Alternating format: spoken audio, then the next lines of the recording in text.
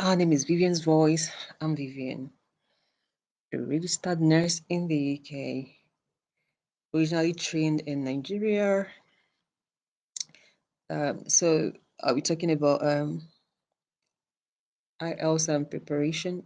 IELTS an English test for international nurses. Is more like an English exam that different people write, especially when you want to school abroad, any part of the world at all.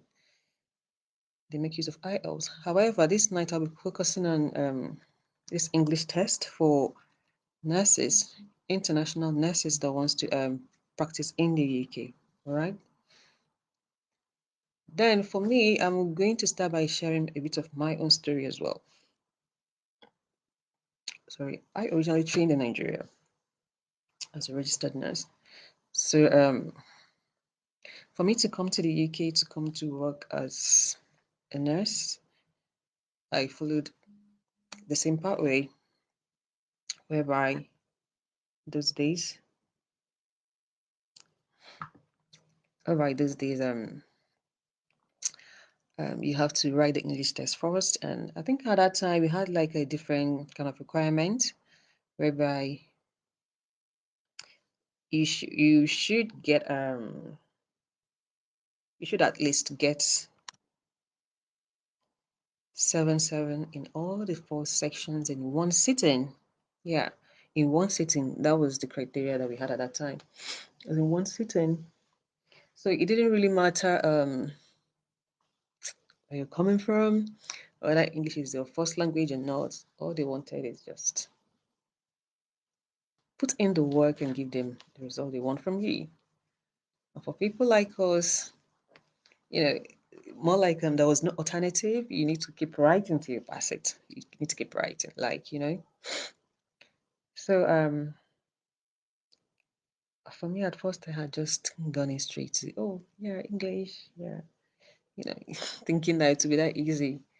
I wrote it. I think I have some. I have a kind of balance, 6.5, 7 in one or two, I think, and then 6.5. I think I had one 6.0 or something.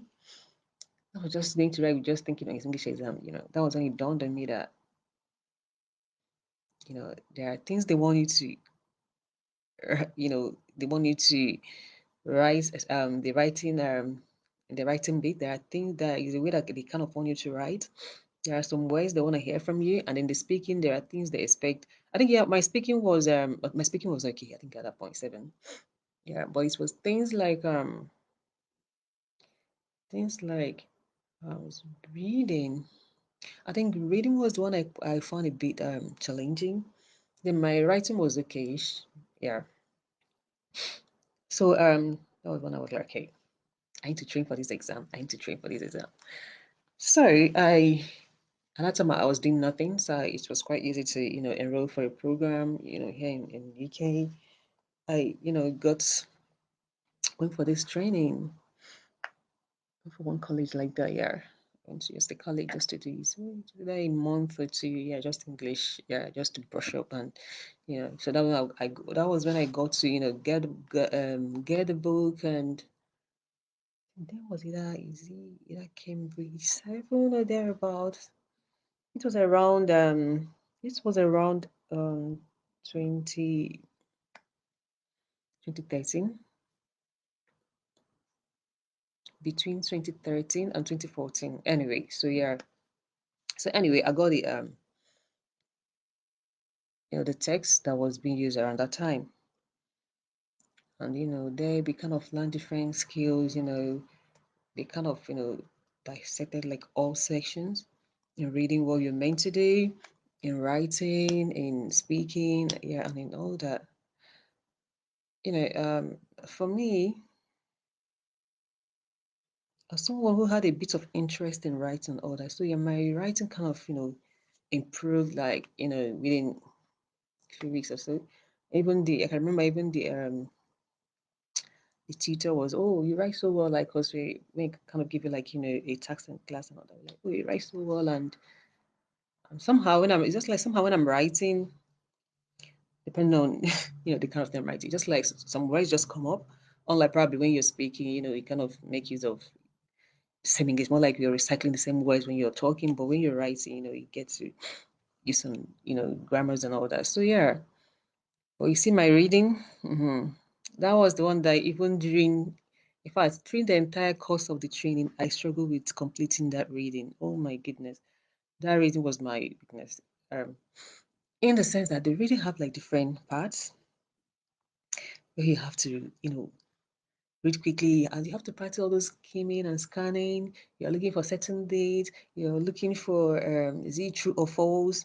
You're looking for opinions and facts. And then you have some boring stories. So yeah. So while I was there, I struggled with reading. Um, so that was when it dawned on me that yeah, of all this, I need to pay more attention. I need to pay more attention to the reading. Sorry guys, if you see me bending or I'm trying to catch up just to have a look and see what it looks like on the mobile. Um, yeah. So, but then speaking, they also kind of told us what's expected in the speaking section and how to go about it. Right. So anyway, so by the end of the training, I was feeling,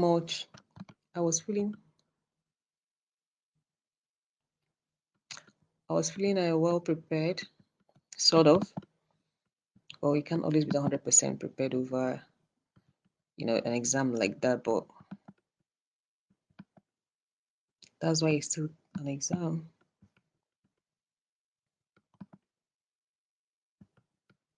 Guys. Okay, I think I'm going to stop there. I'm pressing on this laptop and focus on this because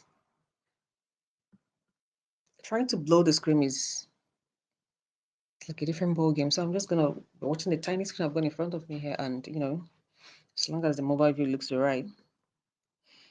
So anyway, yeah, I left I completed the training feeling much better about, I've learned a lot, and I kind of say to myself, there was no way I was gonna pass this exam without without the knowledge I've gained there, because there was so much to learn. It was more like an eye opening of what expected, how you're meant to write, and the kind of ways and what they really expect from you.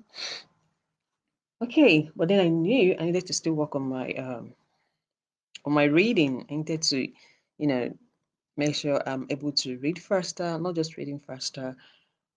Because the problem wasn't reading faster; it was more like trying to find the answers. Because when you're trying to figure out, is it an opinion, is it a fact, or this and that, time goes so quickly. So it wasn't about reading, and just completing it, but it's more like fishing out the right answer. So I knew I needed to work on that. So yeah, I practiced that more, and then came the exam time, and making the what's it called? Going online, looking for available dates, and going for the exam. So that was how my journey began, and I felt much more prepared or well equipped for it, and I was able to prepare for my exam and went for the exam. I was able to write till I get the score I wanted, 7.7 in all.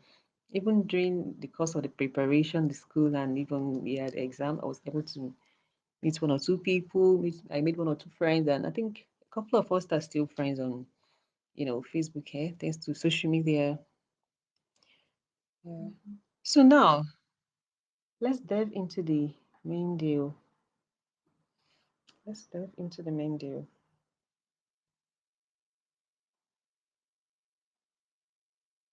Hmm. Let's dive into the main deal. So IELTS examination. Like I said, this is targeted mainly for international nurses that need it to qualify for the examination. It's more like it's a requisite, like you cannot progress without it. This is like the first thing.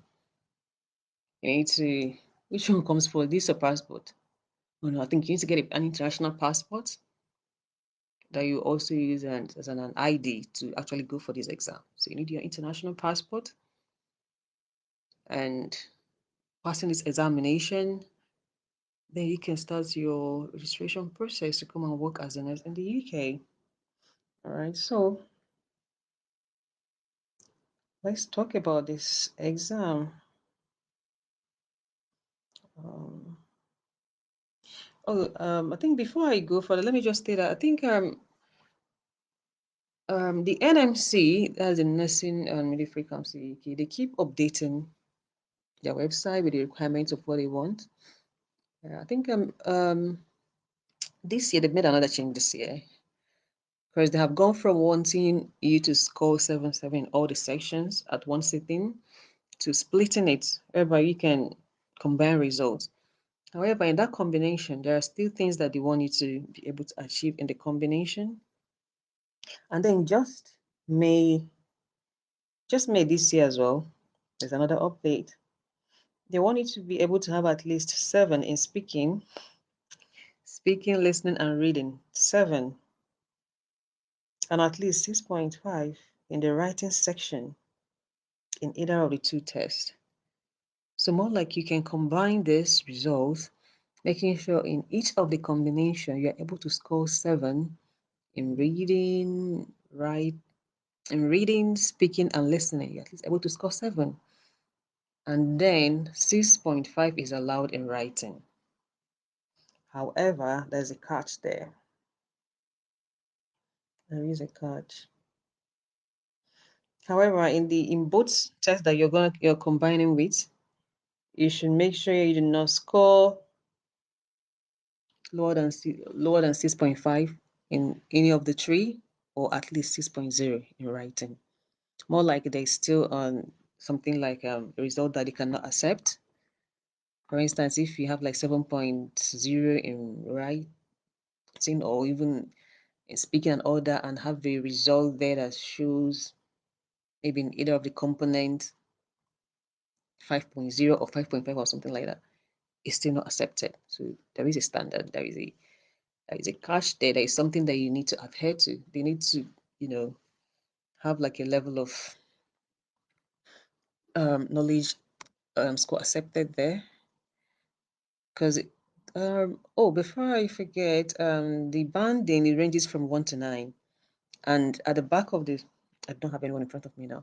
At the back of the slip, it tells you like the gradings, like what 1 is, what 2 is, what 3 is, and 5. More like people that have zero knowledge for English and all that too.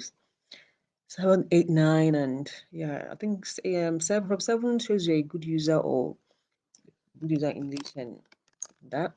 But like 5 shows you're not really that good and all that. But then 8 and 9, you're a great user, you're very proficient. When you're not, that's more like you speak more like English is your first language. You're so good. Anyway, so with this in mind, so let's say now we've already clarified about the results and what you expect it to do. So more like even if you're combining, make sure you still have a very good presentable result. So you can as well give yourself a target that you aim not to have nothing less than 7. That way you'll be lucky. Or nothing less than at least 6.5 in any of them, Do not go and probably score very well in this one and be like, oh, I'm preparing for the next one. I'm going to relax. Whatever I score is okay. No. Still maintain the standard. Maintain the standard, right? So let me which one do I start with? Writing, or speaking, or let's see how it goes. Or even reading. Reading.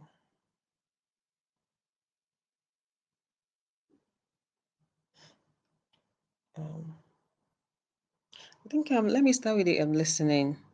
Listening, um, to be honest, me it's more like this is more like taking me back to during the when I was preparing for this exam, or even like during the exam itself. Number of times I wrote it. Yeah. So during listening, Is more like as you're preparing for this exam, there are some kind of habits that you need to develop. You just need to be very, very intentional, about getting this exam, sorted, and you need to have a routine. You need to be so focused. You need to be, time conscious. Plan yourself. For instance, if you're not well, well, if you're writing this, that means obviously you are not a native speaker of English. English is not your first language. So it's obvious that even you're thinking, you do not think in English. So it would be nice that you start getting used to, just train your mind to watch more of English channels, read papers a lot, newspapers, read books. At least for the period you're writing this exam, try and have like a schedule whereby you're reading certain times in the day, you're watching certain news. This will just help you to focus better, help to build your vocabulary, and help to enhance both your listening, reading skills, and even during writing, you still have many ways to play with, compared to when you're not doing any of this. Radio stations, just try and listen to English, so that you can be able to, listen to certain accent, like it's UK exam, so you can be able to know what they're saying, understand some words, and even know what you're meant to say when you're being asked a question. For no, that's for speaking. Anyway, I'll address that when I get to speaking. Yeah, there might be words in your country that mean something, and it's English word, but in your country it's known for something else. But in the UK, it's known for something else entirely. So you need to know the difference between these two, so that when you're asked, you know what to say, or when you say it, you know exactly what it represents for the sake of the exam. All right. So in the listening, there are different sections whereby there is a section that is probably a conversation between two different people. You need to listen to what they're saying. You need to note names, and when they spell a name, you should be able to catch the spelling and write it down. If it's a phone number or an address, you should be able to grab it, and when you listen, just listen attentively and get all this information. And some will be one will be conversation, you pick out what you're meant to add, and then the other one will be just like you have like something you need to listen to, and at the end they'll ask you questions based on that. So in the listening one, it's more like you've been very, very attentive. It's more like you've been very attentive and not to miss out. Like you need to be 100% focused. You know, once the microphone is once the microphone is on or the record and everything started, you have to pay attention and do not allow yourself to be distracted. Even if you miss a thing, forget it. Like train your mind like that. If you miss a thing, just train your mind that that one is gone and go to the next one. Do not try to, take yourself back or try to force your brain to no. Because the more you're doing that, the more you're even missing out on the chances of grabbing more that you still need to accomplish in the future. Okay. I think for this listening, it's more like being an active listener. There isn't that much skills I would say that you need to develop other than, you know, be a good listener and know your English. Like obviously when you're reading and building your vocab, so that when you hear certain words, you know what it is, you know the meaning, and it's not like you heard a word and you don't even know what they're saying. And then yeah, get used to listening to radio, UK radio channels, and so that you pick up their accent, so that whenever they're flowing, kind of have an idea of exactly what they're saying. And you will not have a problem with misinterpretation or getting wrong answers. And then you've got the reading. Right there, this reading. This reading is um I think you know what we're gonna do. I'll try and go, talk through these sections like this, and at the end, we'll see how it goes. If there's still time, I can still go through them in details. I have some materials with me. I can open them and we go through it. Yeah. But just for the sake of flow of this, I want to touch them briefly and you can easily go back. Yeah. Mm, then for the reading,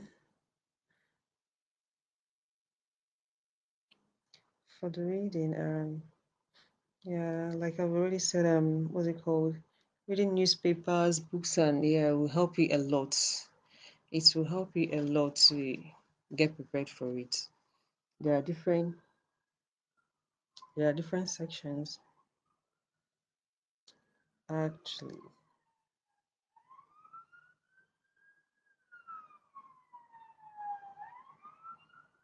There are different sections. There's normally like a graph, and there's one that is some kind of boring stories, and you know, and there is a place that you have to talk about true or false.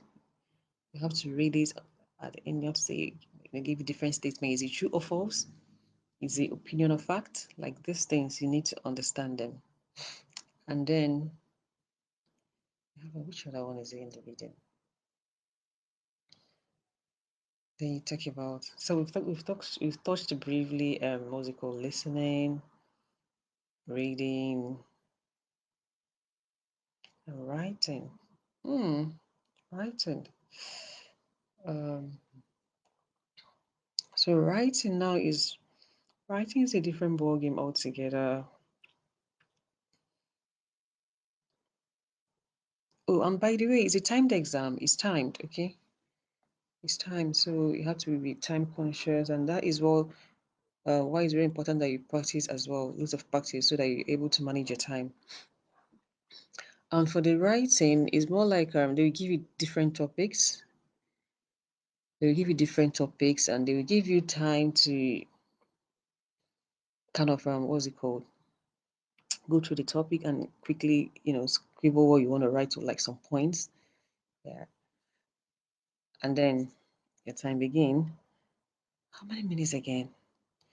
Yeah, but in this exam, you just like whatever you've decided to write on, you need to you are expected to critique it in the sense that when you choose the topic, you have to, go in detail, talk about the pros and the cons, and if you say an argument or whatever, weigh both options and then tell them why you now think this is this. And you must list your points. You have to list your point. Then you've got the speaking part. Then you've got the speaking. In speaking, what will help anyone preparing for this exam a lot in speaking is listening to English and conversation, be it radio or television. Yeah, because they have like a format. They will always ask you, tell us about yourself, you know.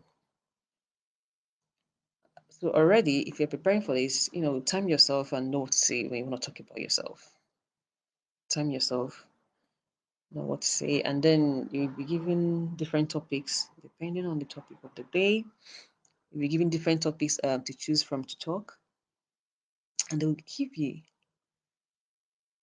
a time to choose that topic, and then scribble the points that you're going to talk about. They just give you like a minute, I think a minute just to do that, and then when your time is or is your time to talk, they'll now tell you, and then you can start talking based on the things you've written.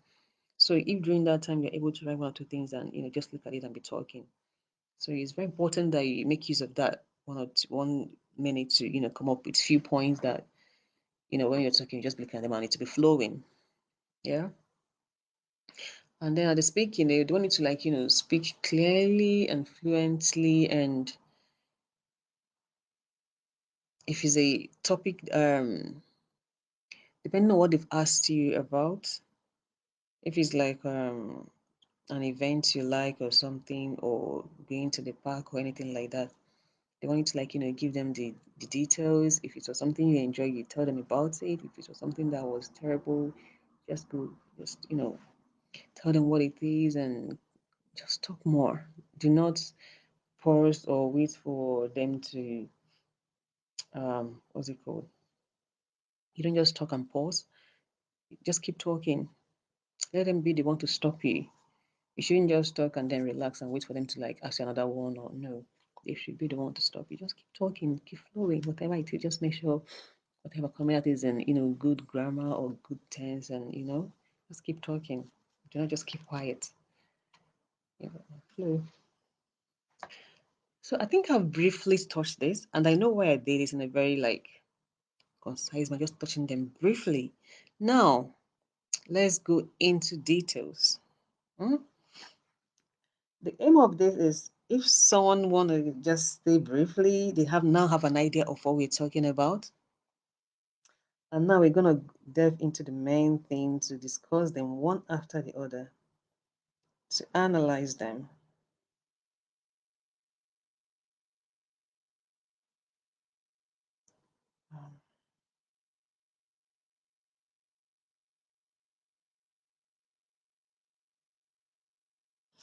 Please, I can see someone is watching. Please do me a favor, just comment or say something and let me know where you're watching from, so I can at least acknowledge you that I've joined. All right? Because that means a lot. I know so many people probably watch later, probably because of the time or due to reasons best known to them, or they're at work or sleeping. But I know many people will be watching as a replay.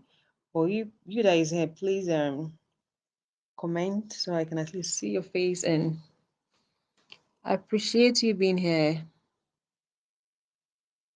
So like I said, I have materials. So let me get one so that we can at least analyze one. Let's do it proper. Do it proper.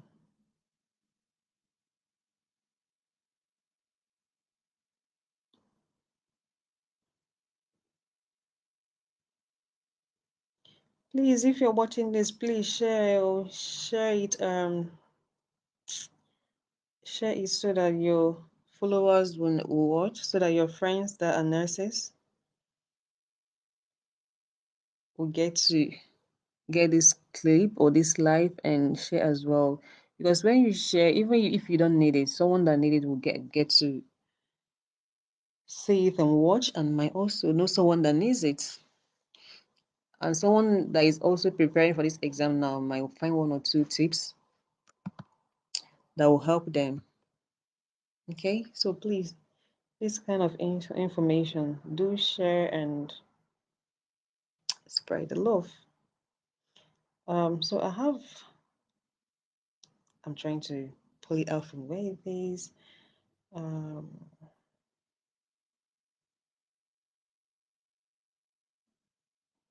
Let me see. Reading, writing.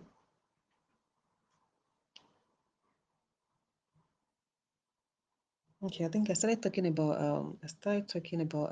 is it the writing listening first? So let me start. Let me in same manner.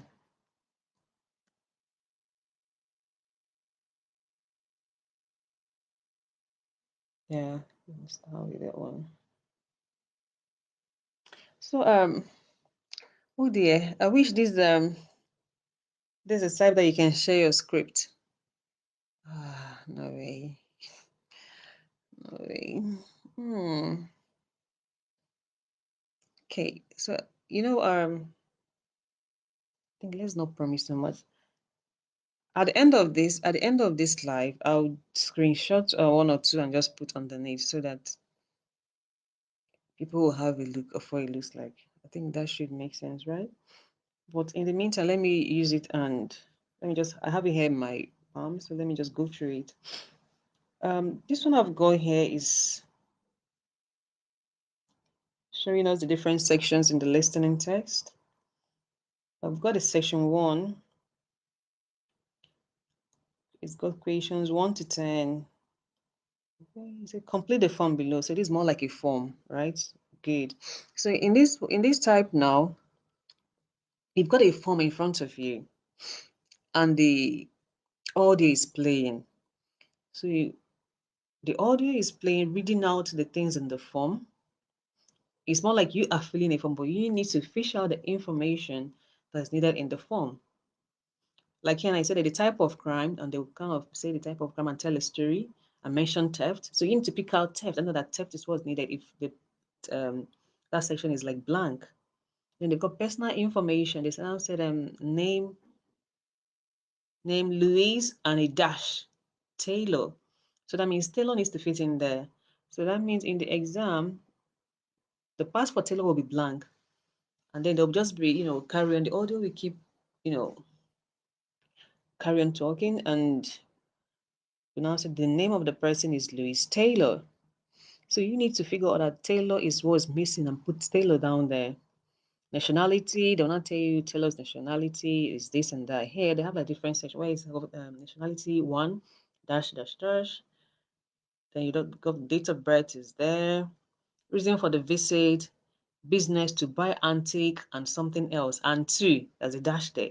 So while you're listening to conversation, you need to figure out what that person has come to do, to buy antique and what. They will just say it like a story, but you need to figure it out. The second part is where you need to get and put in the blank space. Does that make sense? I hope it does. So it's more like filling the blank. But this blank, you have it in front of you while you are listening to an audio. You're listening to a story. So your job is to, while you're listening, fish out information that is needed on the form in front of you and be filling it in. Be filling it in. Then address, it has something apartment number 15. They probably maybe say manor apartment or something, but you hear it. So you need to know whatever that comes before the apartment is what they want you to put in the blank space. That's how they want you to, write this part. And then they've got a criminal reference number located. They'll call out the names there. On this paper is blank, so they want you to fill out that number. All right. So this 1 to 10 is more like filling out a form. So you need to listen attentively for the missing information. Get it from the conversation playing on the audio and fill in the form. Yep. And then we've got, let's see.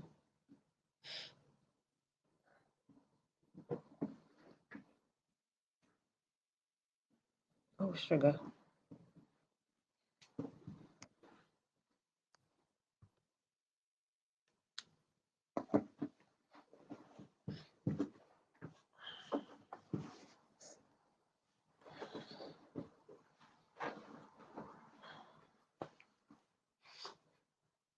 That's right.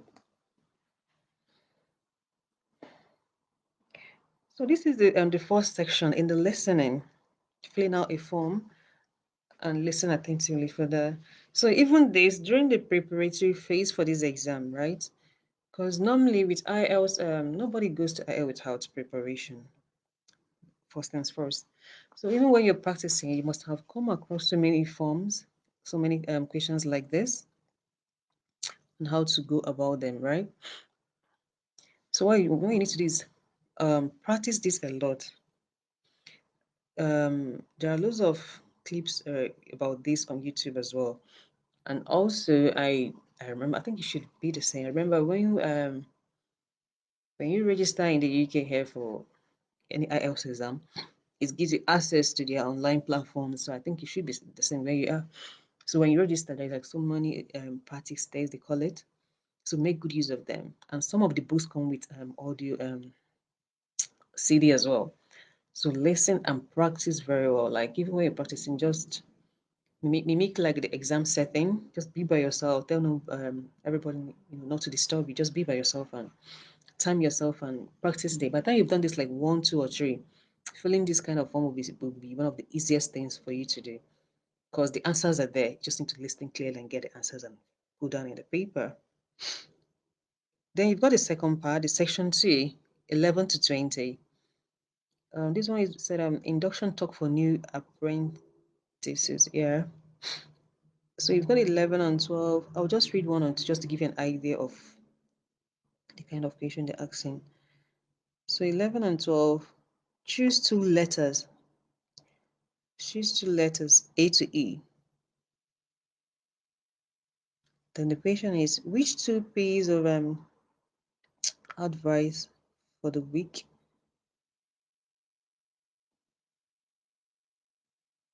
of an apprenticeship does the manager give? Sorry, I'm reading this and I'm thinking about something else. So, which two pieces of advice for the first week of an apprenticeship does the manager give? A. Get to know the colleagues, learn from mistakes, ask lots of questions, react positively to feedback, enjoy new challenges. So this one now, they just wanted to pick two letters. That means they're just looking for two answers. They've told it's between A and A. So in this case now, you must have listened to a conversation. And after that conversation now, they want you from what you've heard to choose the two roles of what they've mentioned. So that's how this one works. So you're listening to something, after listening, you answer the question. So you need to be able to figure out the two main things that they have mentioned. After that, it's still on that particular clip or audio that they have played. You say, which two things does the manager say mentors can help with? Then another, choose two letters, A to E. Confidence building, making career plans, completing difficult tasks, making a weekly timetable, reviewing process. Again, depending on the clip and what they've mentioned. It's just like you need to choose exactly what they've said on the clip. You don't need to just think random and think this is what it should be. Because if you've missed it, you've missed it. Because they must have said it if you have listened to the clip. All right. Then the next section is this one is like a different pattern now. There's one. Remember, this is listening. So whatever we're reading here is more like you're answering something that you've listened to, right? So there's a clip and audio you've heard and you're answering. That's what we're doing here. So this one says, what does the manager say about each of the following aspects of the company policy for apprentices? Write the correct letter A, B, C. The next question. You've got in the box, it is encouraged. A. Then B, there are some restrictions. C, it is against the rules. Now, do you see how, technical this can be? You're listening to policies and the question is now you need to find out which policy that they said is encouraged, the one they say is restricted, and the one that you say is against the rule. And now let me list the policies for you. Using the internet, then there's a dash. Flexible working, there's a dash. Holiday booking, working overtime, wearing trainers, bringing food to work. So each of this, you should be able to tell from the audio that you listen to what the manager have said. Are they encouraged, restricted, or you just put the corresponding letter A, B, or C? That's how you answer this section, sorry. So let's go to the next one, section 3. This one is choose the correct letter A, B, or C. See, this is one of the boring. One of the boring. I don't know where they got these stories from. This one it says, well, cities built by the sea.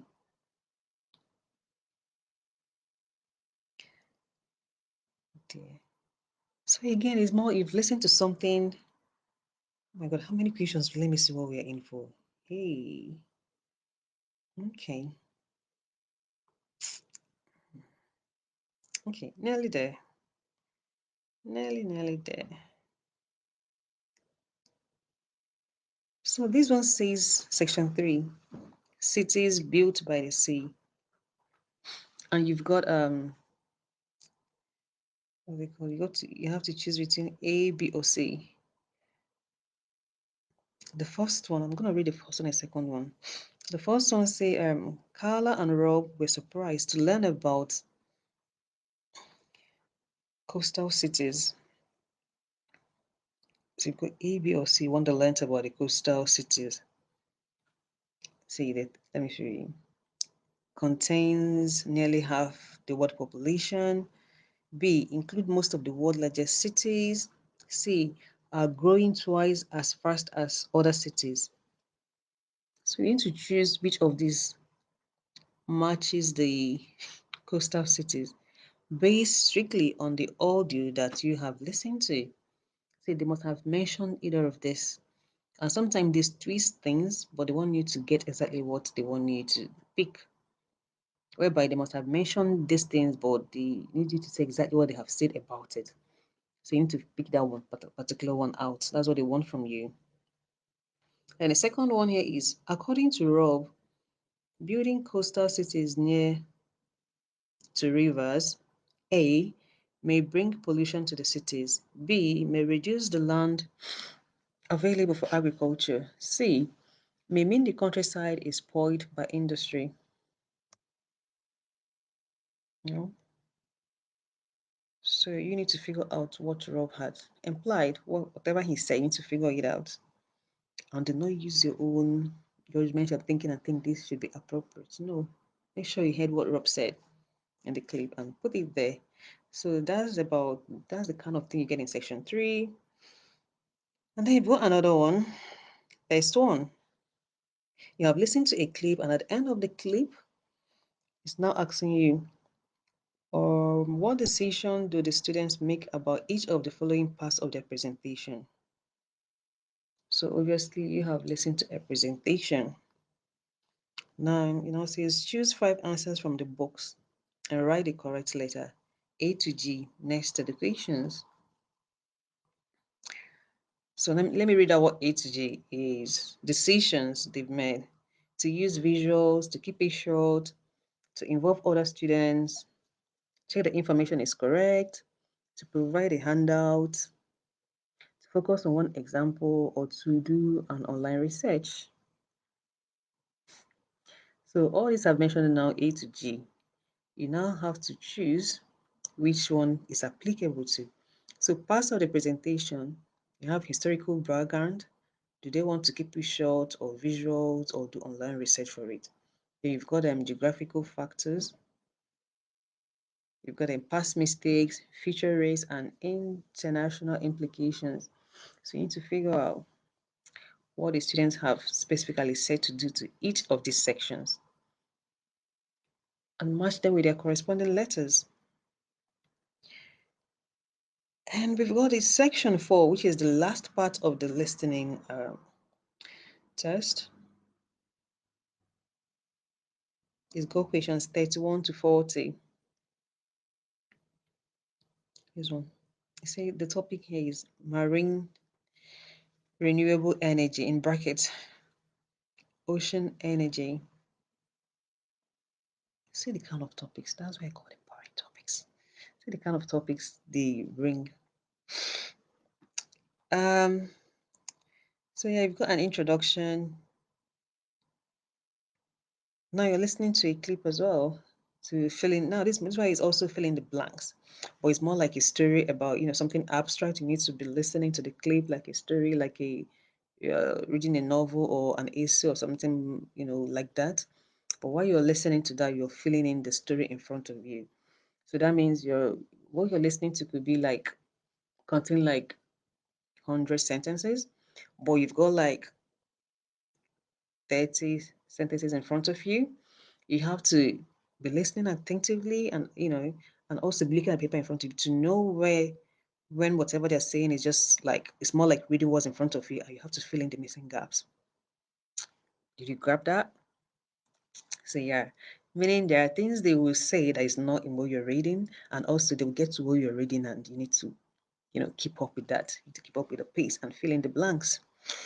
I think it's quite interesting. When you've done it like 1 or 2 times, it's quite interesting. You grab what they're saying and you'll be able to keep up with their pace as well.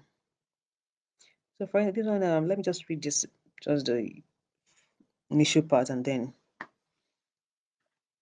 we conclude this listening part. So introduction, more energy required because of growth in the population and dash was needed.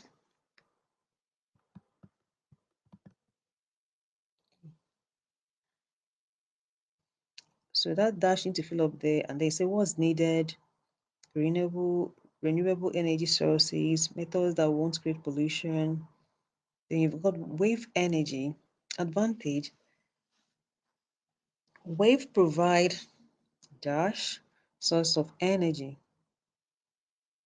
So from the audio, you would be able to pick out the type of energy that waves provide. Waves can move in any dash again. You need to fill that in. Movement of sand, etc., on the dash of the ocean may be affected. You need to find out from the clip and complete all the sentences, right? So it's more like filling the blank. And this is the last session of listening. Listening. So just like for me with this listening, it's more like you need to be wholly into it. You need to actively listen, and when you're writing, try to write very fast as well. Write very fast, and just like all the senses in your body should be awake and active and in it. You can't afford to be tired or a bit drowsy or sleepy or no. And like I said earlier, if in the course of writing you think you've missed a letter or you've missed a number or you could not hear an address or something, just forget it and carry on writing. Just try to, shut that part of your brain and, keep up with the pace. Because the thing is, if you're to spend time to start figuring what could they have said this, or did I think I heard this, or trying to, I mean, you're wasting time because the audio is going and there are more answers that you still need to, fill in to boost your chances. So why do you want to dwell over a thing that you've lost? So do not try to do that. Do not try to, beat yourself over a particular answer while you're still there. Leave it and, but just make sure the thing is, if you're, listen attentively and it will be that difficult for you to like, lose so many points. Even if you lose one, fine, one or two, but you shouldn't be losing like up to three if you're actively listening. Okay. So that was about that. Second, let me get.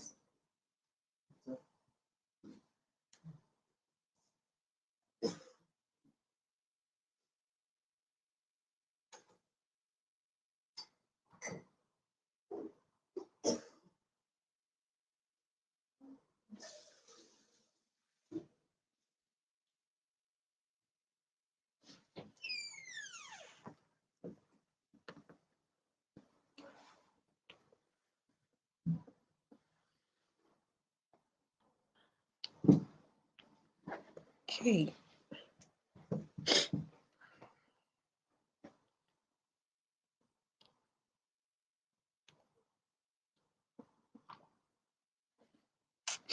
Before now, I've been outside and I spent some time outside, and I only came in and just rushed to prepare for this. Then while I was setting up, I kind of my first setup was angled where I didn't like it, so it came live, and I had to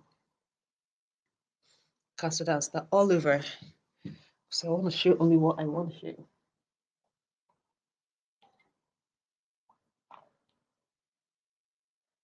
My throat feels a bit dry and sore now. Anyway, let's carry on. Where were we? I think that's awesome. Discussing, I wouldn't say touching briefly now, but no, I think we've gone in detail. So that's us talking through, listening. Um, Truth is, I won't be able to see any comment at this point if anyone is online and watching to ask. Well, I think when I finish, I'll check. Okay. So if you've got anything, just say if you've got any question, you can just go ahead and ask on the comment section. If you want to come, if you want to join as well, indicate. Okay. Hooray! You see, I've been struggling with something, but now I'm able to close the page and I'm able to close something, and it's much better now. So anyway,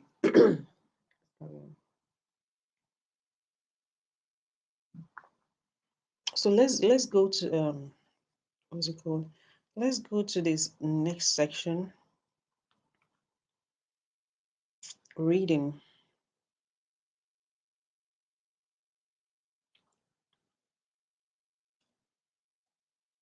Let's go to reading.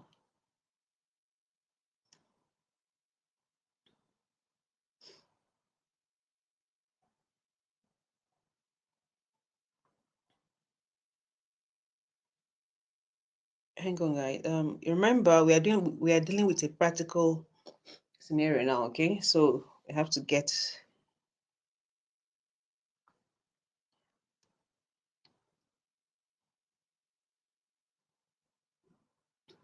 So this reading one is more like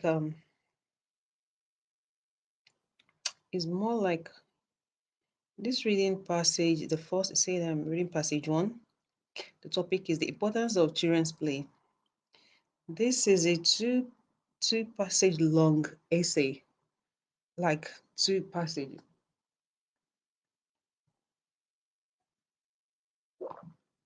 2 pages long essay. Okay, sorry.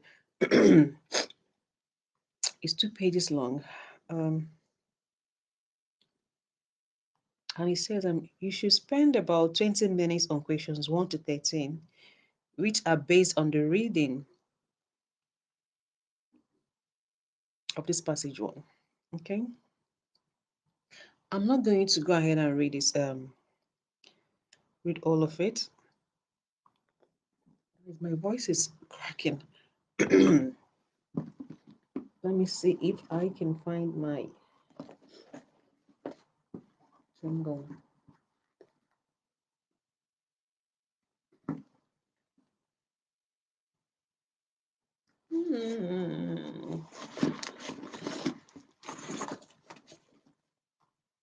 Let me see. Chewing gum is what I need to suit my throat.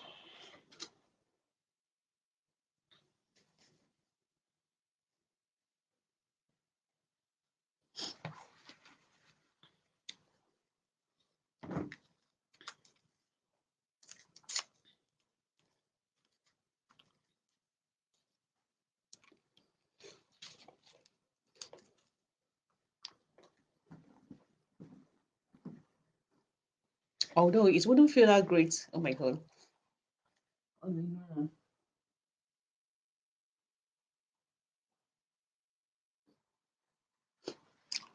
It wouldn't feel that great talking and chewing gum. But trust me, I think when my throat is a bit better, I'll take it out. I need something to suit my throat now, okay? And then we can carry on. Um,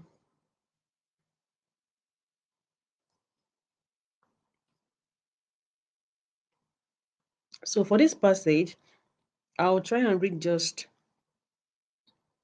the first 2 paragraphs and then tell you the kind of questions they ask, and then we go to other ones. All right. So it's really the importance of children's play, brick by brick. 6-year-old Alice is building a magical kingdom, imagining fairy tale. What's this one? Fairy tale turrets and fire-breathing dragons, wicked witches and gallant heroes. She's creating an enchanting world. Although she isn't aware of it, this fantasy is helping her take first steps towards her capacity for creativity, and so it will have important repercussions in her adult life. Minutes later, Alice has abandoned the kingdom in favor of playing schools, with her younger brother. When she bosses him around as his teacher, she's practicing how to regulate her emotions through pretense. Later on, when they tire of this and settle down with a board game, she's learning about the need to follow rules and make turns with a partner. Those are the two paragraphs. And then remember I said is a two passages is a 2 pages long passage, okay? So I just read 2 paragraphs. So that means there's still many more to read. Now you got the first question. Complete it was more like a note now, more like in a box form, filling in the gaps again. That's what this one is. Choose test one questions 1 to 8. Complete the notes below. Choose one word only. Choose one word only. So children's play. Uses of children's play. 1. Building a magical kingdom may help the child to develop. You know I read this, right? May help the child to develop what? So let's go back and see from that first paragraph we read. That's where the answer is. Let's see.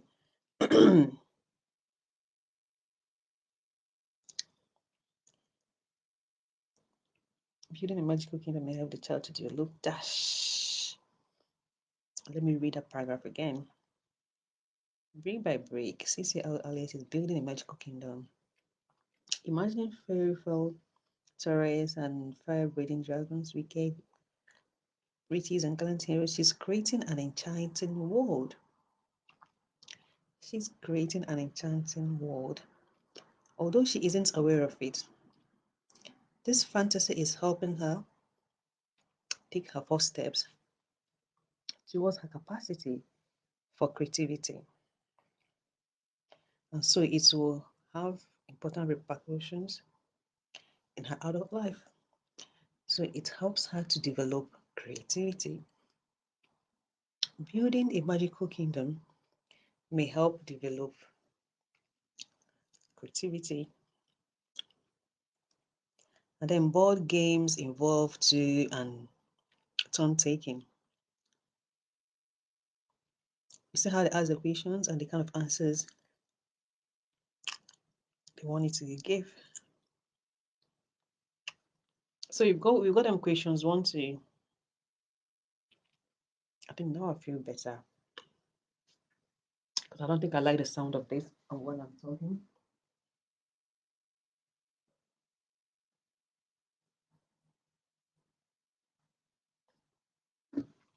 Okay, let's do this.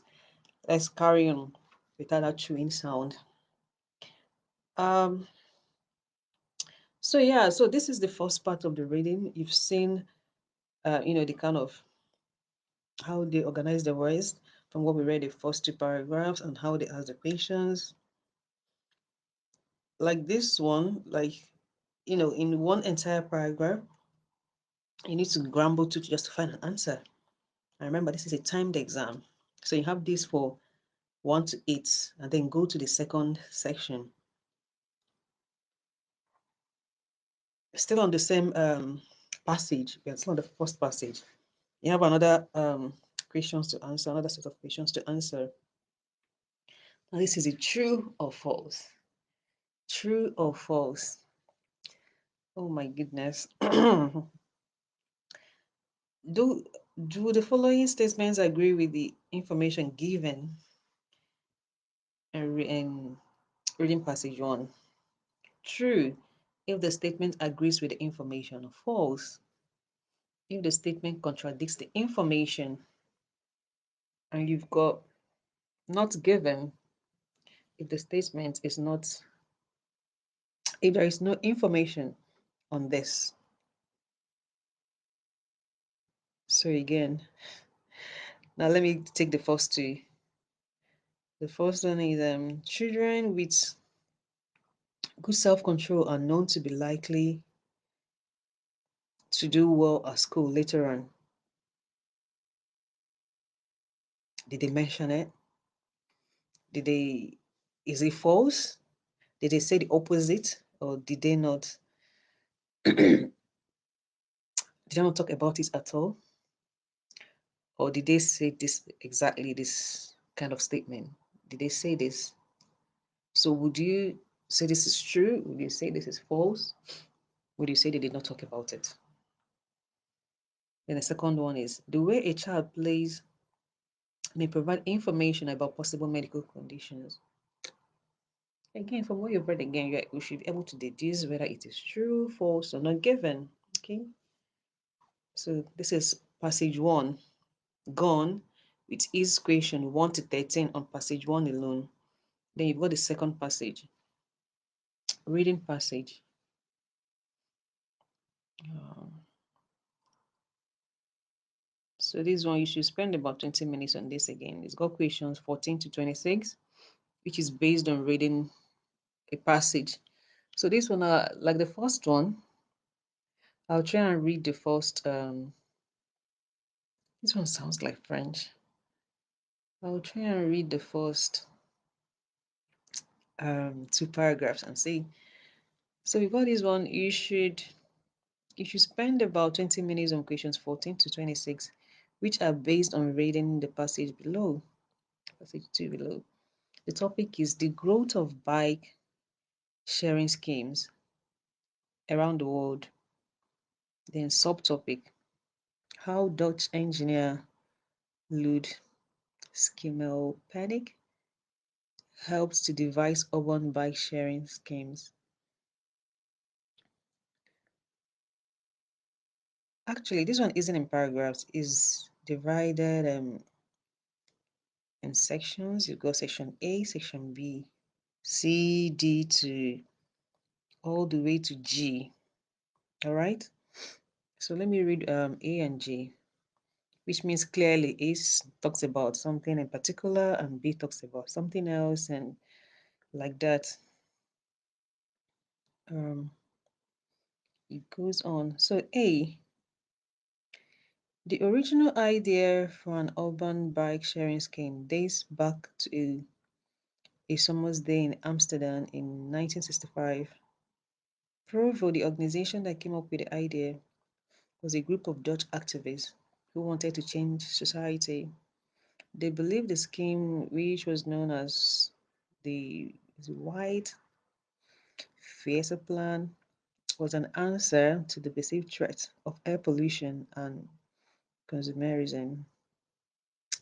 In the center of Amsterdam, they painted a small number of used bikes white. They also distributed leaflets describing the dangers of the cars and inviting people to use the white bikes. The bikes were then left unlocked at various locations around the city to be used by anyone in need of transport. That's A, done. Now let's read B. Louis Schimmelpenninck, a Dutch industrial engineer who still lives and cycles in Amsterdam, was heavily involved in the original scheme. He recalls how the scheme succeeded in attracting a great deal of attention, particularly when it came to publicizing Provo's aim, but struggled to get off the ground. The police were opposed to Provo's initiatives, and almost as soon as the white bikes were distributed around the city, they removed them. However, for Schimmelpenninck and for bike sharing schemes in general, this was just the beginning. The first wheat feed plan was just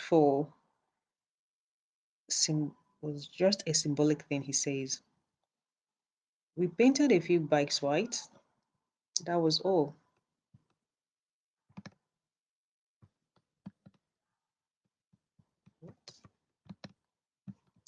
Guys, wait. My what's it called? Laptop is complaining. 4%. Okay, let's finish this and I'll get my charger.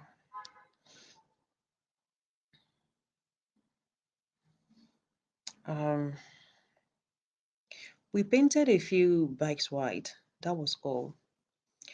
Things got more serious when I became a member of the Amsterdam City Council 2 years later. So this is A and B, John. The bike sharing scheme and Louis Kimmel panic, the drama. Do you see the kind of things they discuss? You see the kind of topic? So now tell me what you need to figure out if you're not like you need to read this proper, like from the A to the Z, you know, fully attentive to this to be able to ace it and get the answers they want. Um,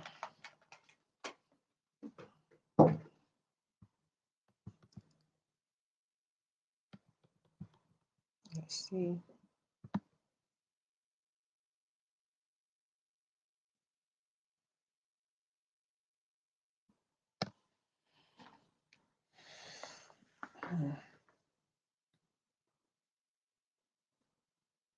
Then after this, at the end of this second passage, we've got um we've got the questions. Now the question is, let me read the question. Question 14 to 18.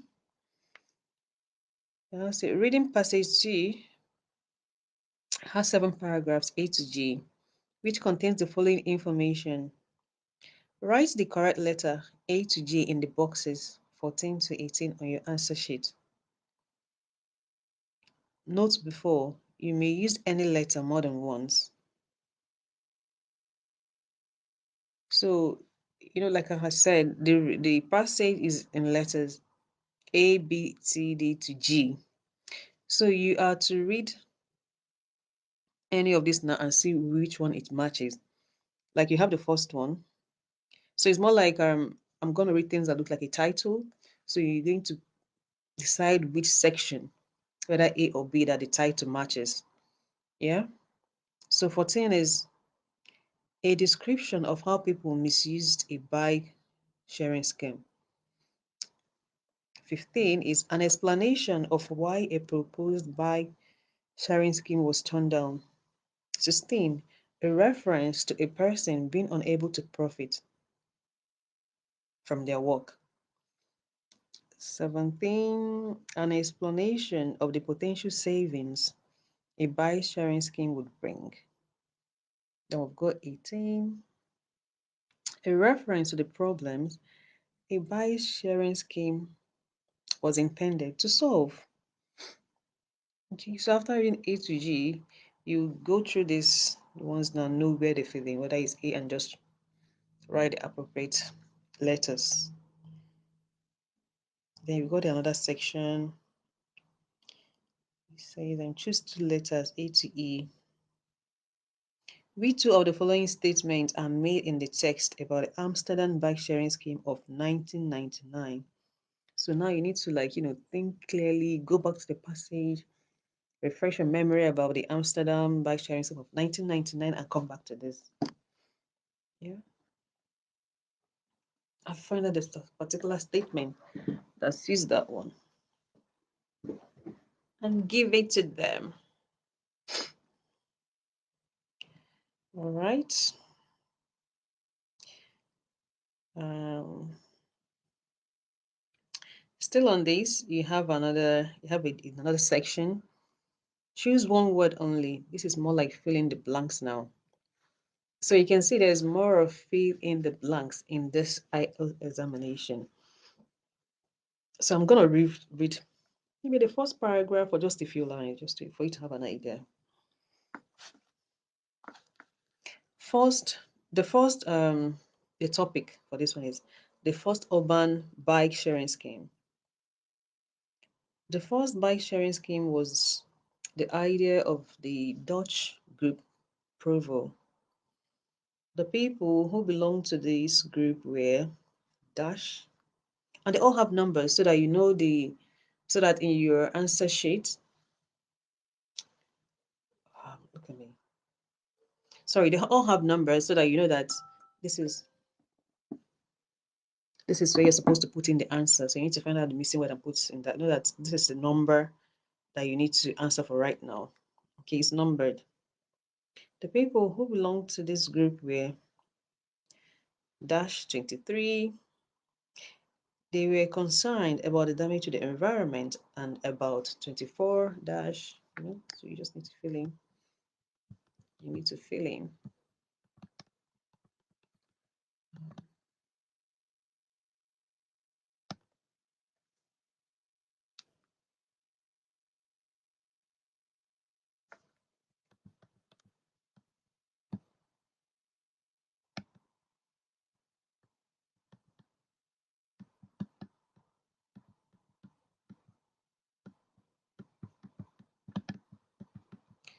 Okay. Um, so guys, I'm trying to test this.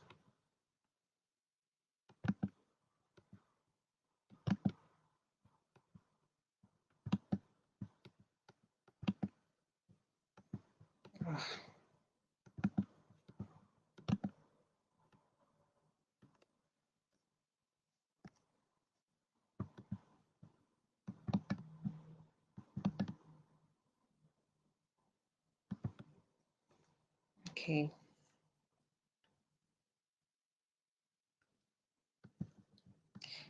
Oh yes.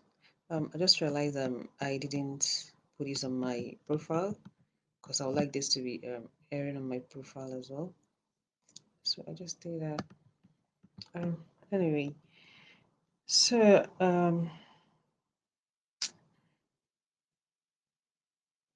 so that's the end of the second passage. All right. So now we've got the third passage or the third reading passage. The topic here is motivational factors and the hospitality industry. Now the instruction,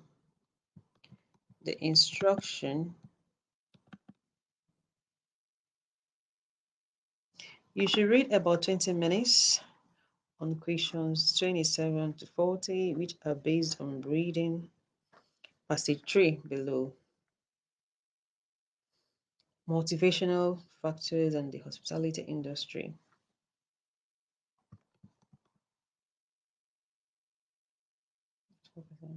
Yeah, I'm going to read the first two paragraphs to give us a heads up.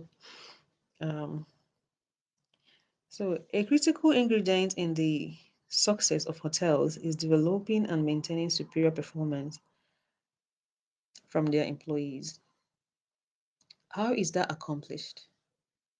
What human resource management (HRM) practices should organizations invest in to acquire and retain great employees? Some hotels aim to provide superior working conditions for their employees. The idea originated from workplaces, usually in the non-service sector, that emphasize fun and enjoyment as part of work-life balance. By contrast, the service sector, and more specifically hotels, has traditionally not extended these practices to address basic employee needs, such as good working conditions. I had said to what I was going to read more. Anyway, let's stop here. Anyway, this is about hotel and all that blah blah blah. So now let's get on to the question. Let's go. Unlike the other one, this is also a, let me see the pages. Yeah, this is also a 2 pages passage. Okay. So it's more like each passage have 2 pages. They're all tiny, tiny print, tiny fine prints like that. So you need to read them. You know? And then let's get to the question. Now the question section, we've got look at the following statements, question 21 to 31, and the list of researchers below. So they have all those names they mentioned that they have compile them to list of researchers and put them in a box, A to E, A to F, different names. NB, you may use any letter more than once. I'm going to read just 3 questions to give you an idea. 27. Hotel managers need to know what would encourage good staff to remain. The actions of managers may make staff feel they shouldn't move to a different employer. Later is done in the hospitality industry to help workers improve their skills. So you need to find out each of the researchers and their corresponding statement, what they've said. In the passage, they've got their names in the box A to F. A is Afifa, B is Lucas, C is Maridas et al., D is NG and Sorensen, E is Ennis and Zigo, and F is Deary. So you need to find out who said or what they have said and pair them together, and that's your answer. Then you've got another section, questions 32 to 35. Now this time he said, do the following. So here the task here is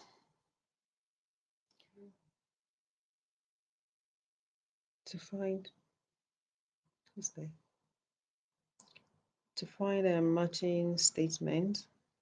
In the box 32 to 35 on the answer sheet, write yes if the statement agrees with the claim of the writer, no if the statement contradicts the claim of the writer, not given if it is impossible to say that the writer thinks about this.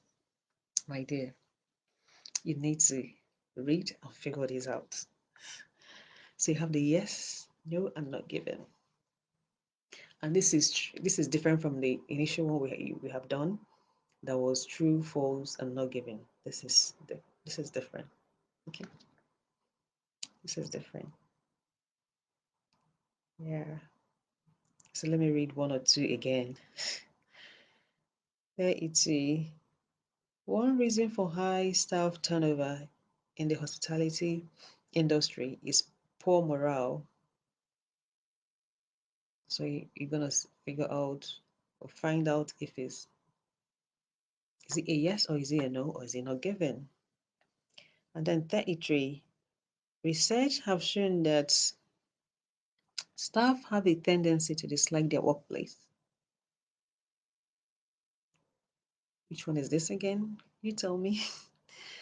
So this is how that one goes on till you get 36 to 40 is you fill in the blank. You complete the sentences by filling in the gap. Ooh, then we come to writing. My, oh my, you come to writing. Writing test. Writing text. Okay. Hang on. Let me do this. I need to plug my. Let me plug laptop.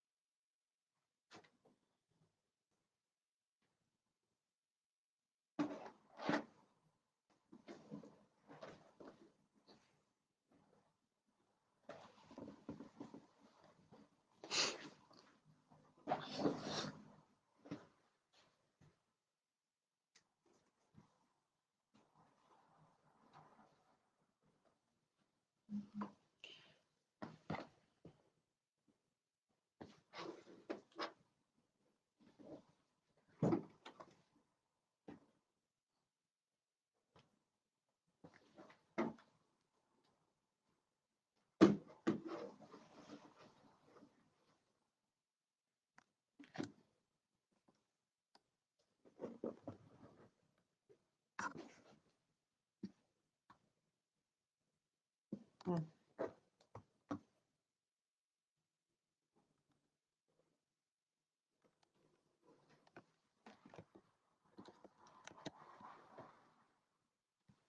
Okay, we are plugged in now.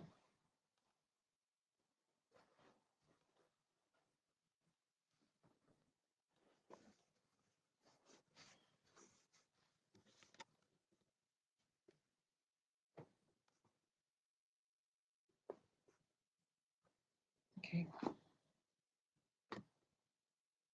Yeah, I think that's fine because we cannot afford to. We cannot. Is it charging, my dear? We cannot afford to show down in the middle of this. So now let's go to let's talk about the writing part.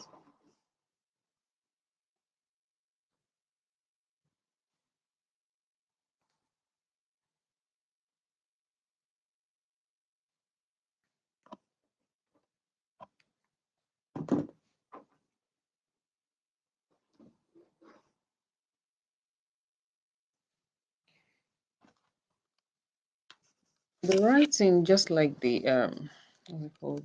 Just like the other parts we have touched, have different sections as well.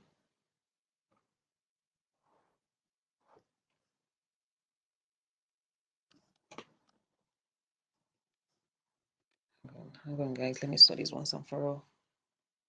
My code is misbehaving.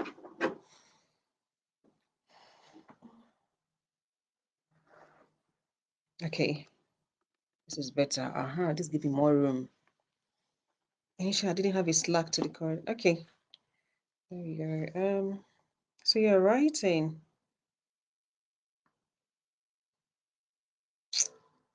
Before I dive into writing. So yeah, so the reading, I believe that was clear enough, right? Was it? So that's three. The reading had, is it three passages in all? Yeah. So you can see clearly how the reading is being conducted, how the kind of information they want you to, fish out. It's not that straightforward. Trust me, there's loads of thinking. You need to brushing up your skills. Your understanding should be better. Everything should be, worked on. I mean, the current level, that you are right now is not the level that you should be where you're going for this kind of exam. There should be some changes. You need to practice, be prepared, and don't just think, oh, it's English, I can just go and just write it anyhow. No, you need to be prepared for this exam. You need to be prepared, okay? You need to be prepared. Um, yeah, so like I said earlier, things like listening to English conversations, radio channels, TV and all that will help a lot. It will help a lot, be it in the English or in the, sorry, be it on the reading passage or in the listening. It will help a lot.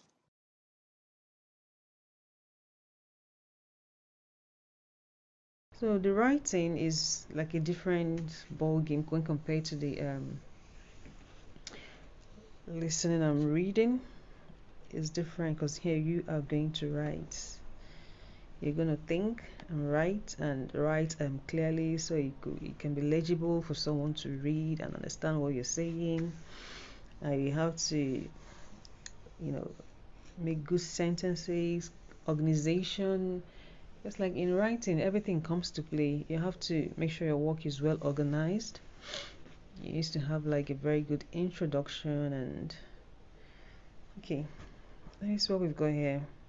Let me read one like I've done in the rest as well.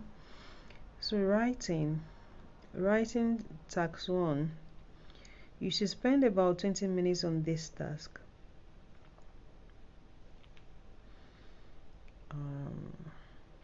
The graph and table below give information about water use worldwide and water consumption in 2 different countries. Summarize the information by selecting and reporting the main features. and make comparisons where relevant. Write at least 150 words. So you've got two graphs. The first graph shows you data on global water use by sector. You've got the agricultural, industrial, and domestic use. You know how a graph is now. You've got those it's plotted against kilometer and years, and you've got the graph reflecting the sectors.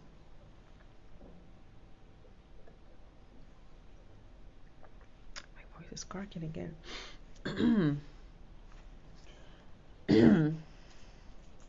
Oh dear.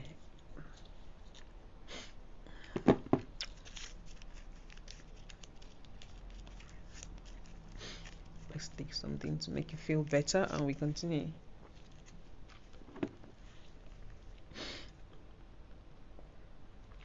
And then we've got the second graph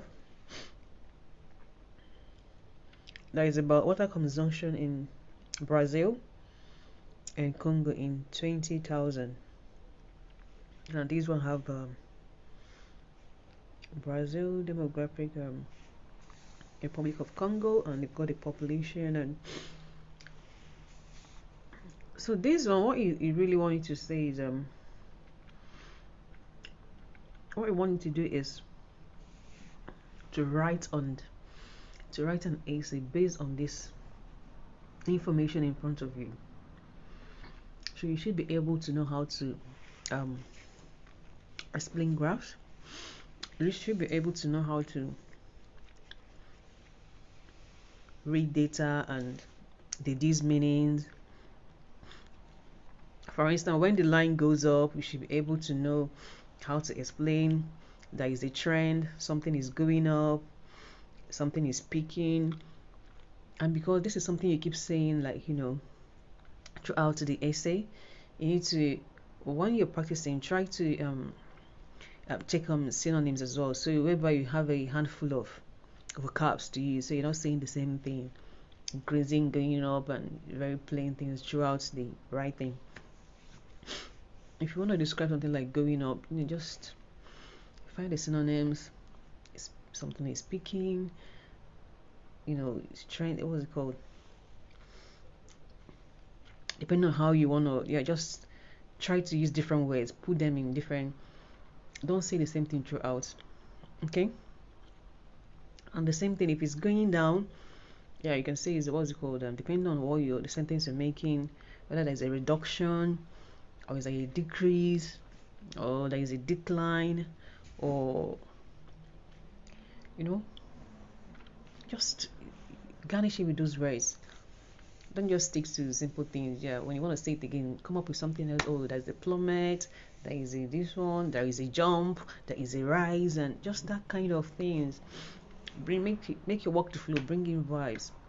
It kind of shows them that you've got like a good range of vocabulary.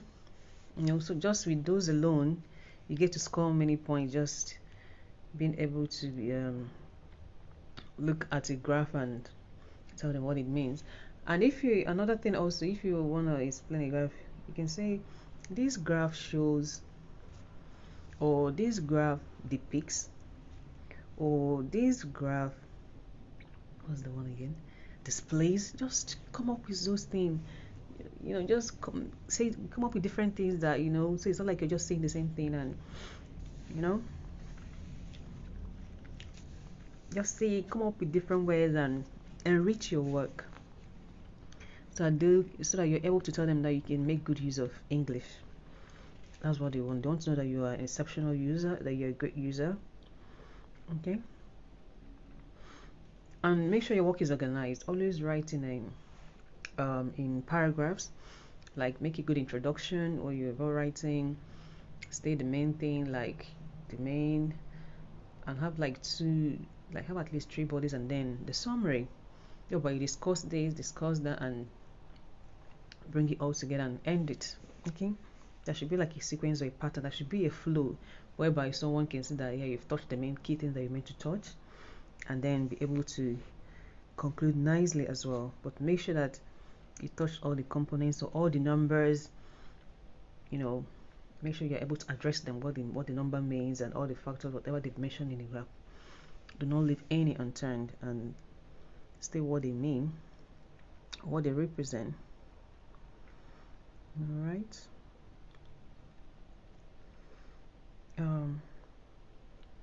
Writing task again. So still for each writing task, you've got 2 questions. So if we talk about the first one, graph, there's always a graph. So then after the graph, there's another one that's more like just an essay for you to write. So for this very test I'm reading from, the second one is, you should spend about 40 minutes on this task. Write about the following topic.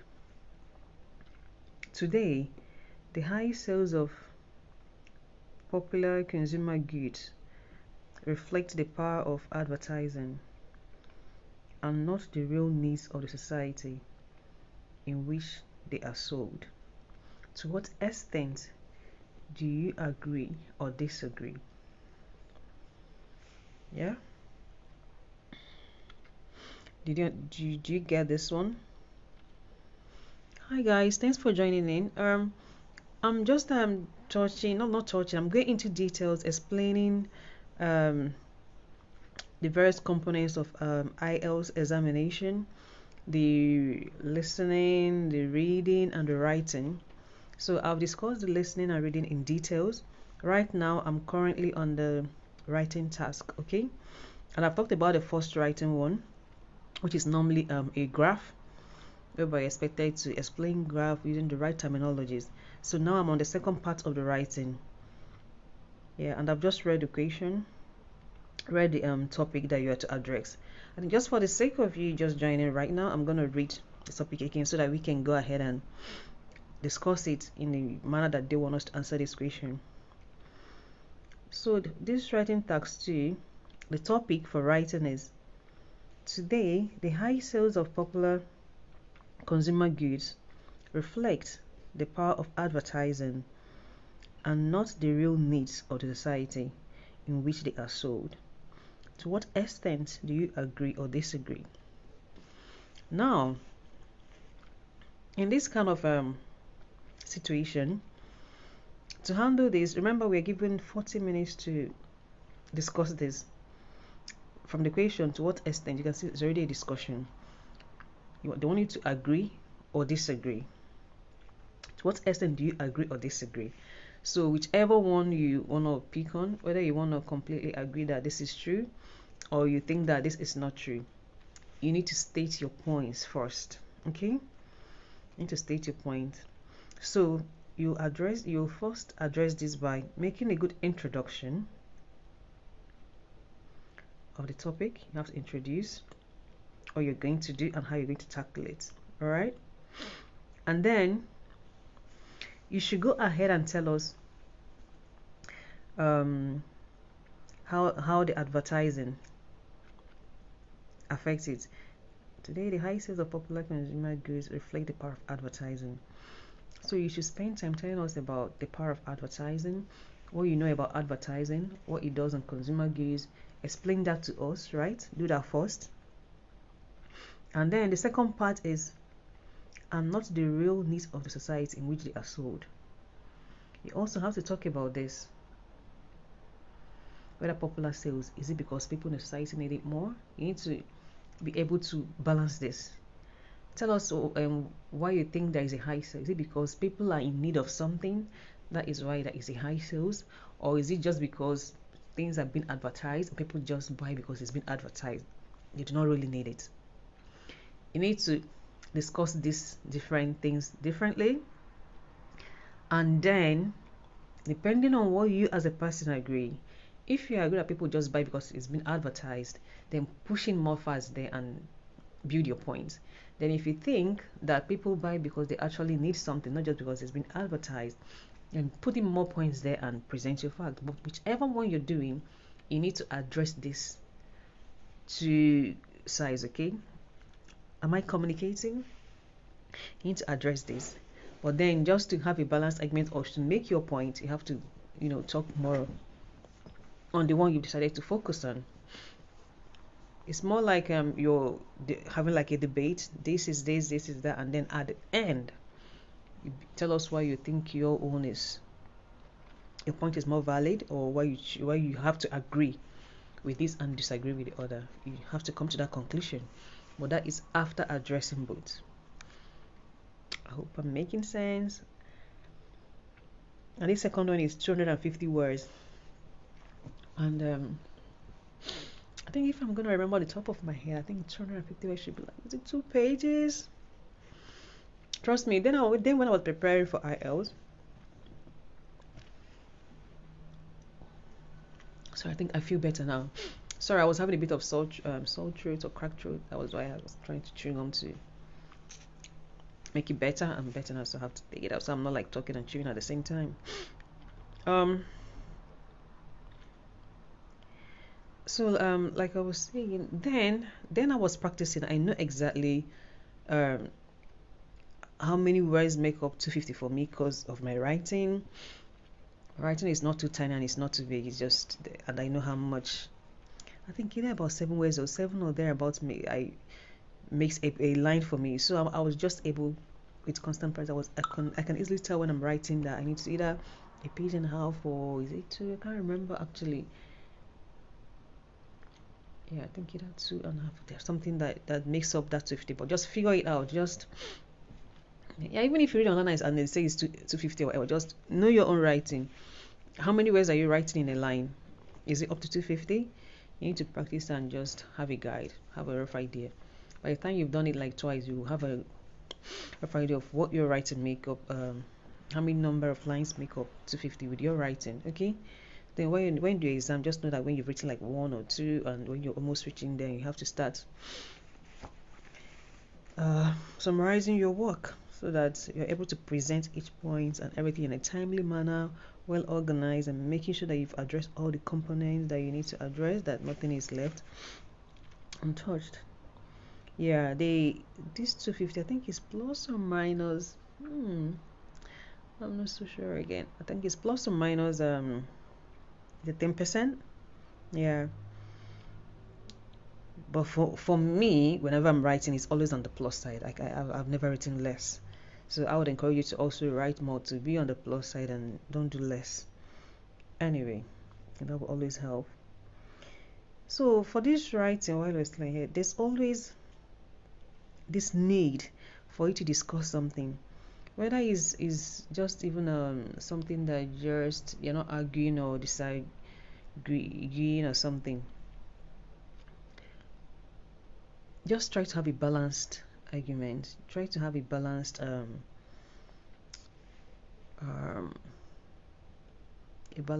way of approaching the topic, whereby no matter what the situation is, try to discuss it like plainly, and then before you drive your own point down,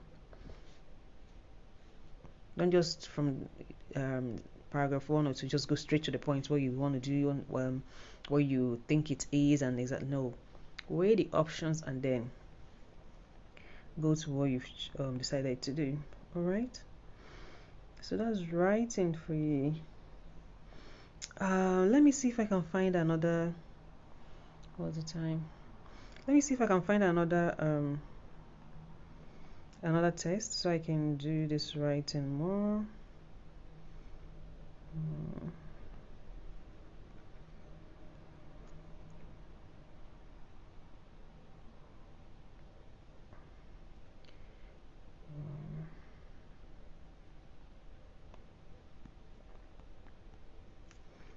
IELTS.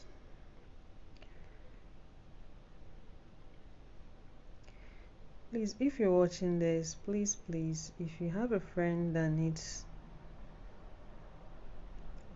this information, these tips, do not fail to share with them. Just share on your page as well, because you do not know who is there that needs the information. Okay, good. I've seen another example of writing. This one says writing task 1. You should spend about 20 minutes on this task. This table gives information about changes in the mode of travel in England between 1985 and 20,000. Summarize the information by selecting and reporting the main features and make comparisons where relevant. Write at least 150 words.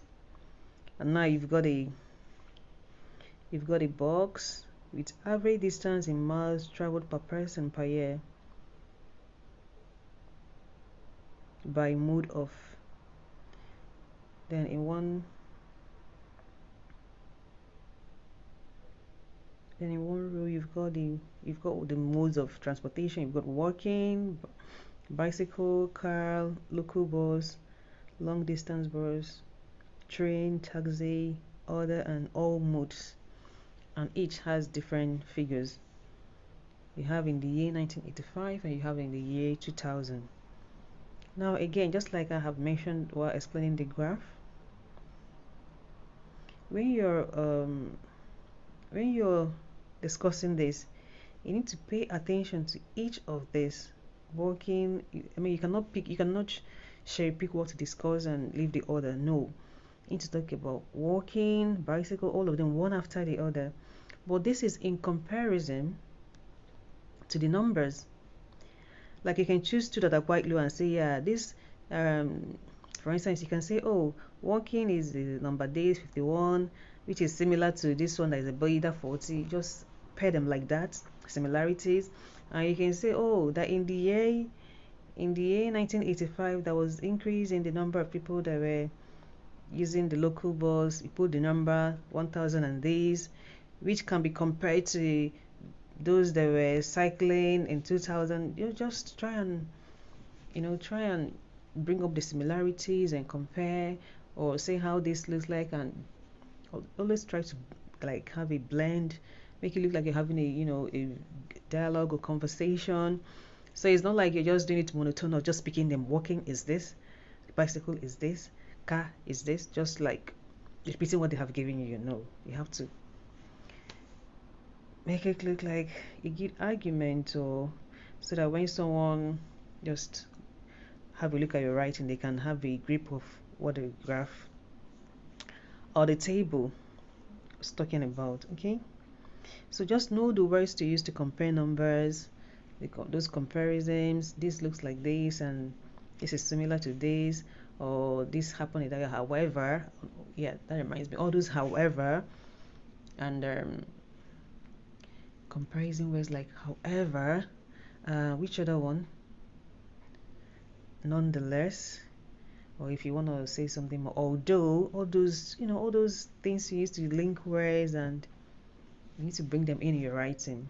You need to show that you have good knowledge of them. You know when to use them, and when you want to talk about this in addition, also, all those, just enrich your work and use all those things. They want to hear, see you writing more of that than just making one sentence full stop and the other one full stop, and just blend them, join them. May they know that you have a good command of English, that you've got this. That's what I want to see in your writing. Okay, and you can achieve this by practicing, because practice makes perfect. You're going for this exam, so you need to be reading everything that comes across the way in a certain manner, because you're reading to build a vocabulary, you're listening to, you're sharpening your listening skills. You're just, everything just more like all your senses are targeted in getting better for this exam. Once it's done and over, you can get back to your normal self, but you need to program yourself and function in a certain way for you to be able to get this exam done and out of the way. So on this particular test as well, let's go to the next section on the writing text. It says text 2. You should spend about 40 minutes on this task. Write about the following topic: successful, there's a typo error here. Successful sports professionals can earn a great deal money, more than people in other important professions. Some people think this is fully justified, while others think it is unfair. My, oh my, interesting. Interesting. Let's read it again so that we will know how to tackle it. Because you always read and pick out the different components, okay? Successful sports professionals can earn a great deal more money than people in other professions. Some people think this is fully justified, while others think it is unfair. Discuss both views and give your opinion. Oh, look at it here. They even gave you what to do, like they told you what to do. You see, how can you go wrong with this one? They haven't just said it and say answer or whatever. They want you to discuss both views. And just like I've already mentioned, any topic they present, discuss the both of them before you now give your opinion. Just have it in your head. Even if they haven't said it, you're discussing both views and giving your opinion. So now you're going to tell them how you're going to discuss, or just the thing is whether you support the view or just like talk about each one of them and then tell us the one that you think is the real deal for you. So here now you have to discuss how sports professionals earn a great deal of money, like footballers and all that.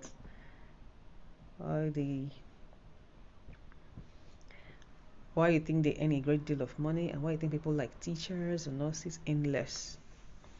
And some people think it's unfair. Yes, some people think it's unfair. You and I watching probably think it's unfair because we are not footballers, are we?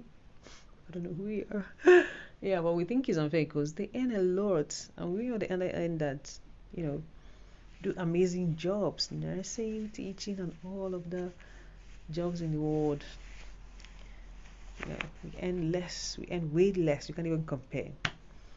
So yeah, so you go ahead to tell them why you think sports professional earn that much that they earn, or that cause the energy, or they can lose their head, or I don't know, or boxing, or they can get injury and need so much money, or just whatever that just say something and back it up, okay?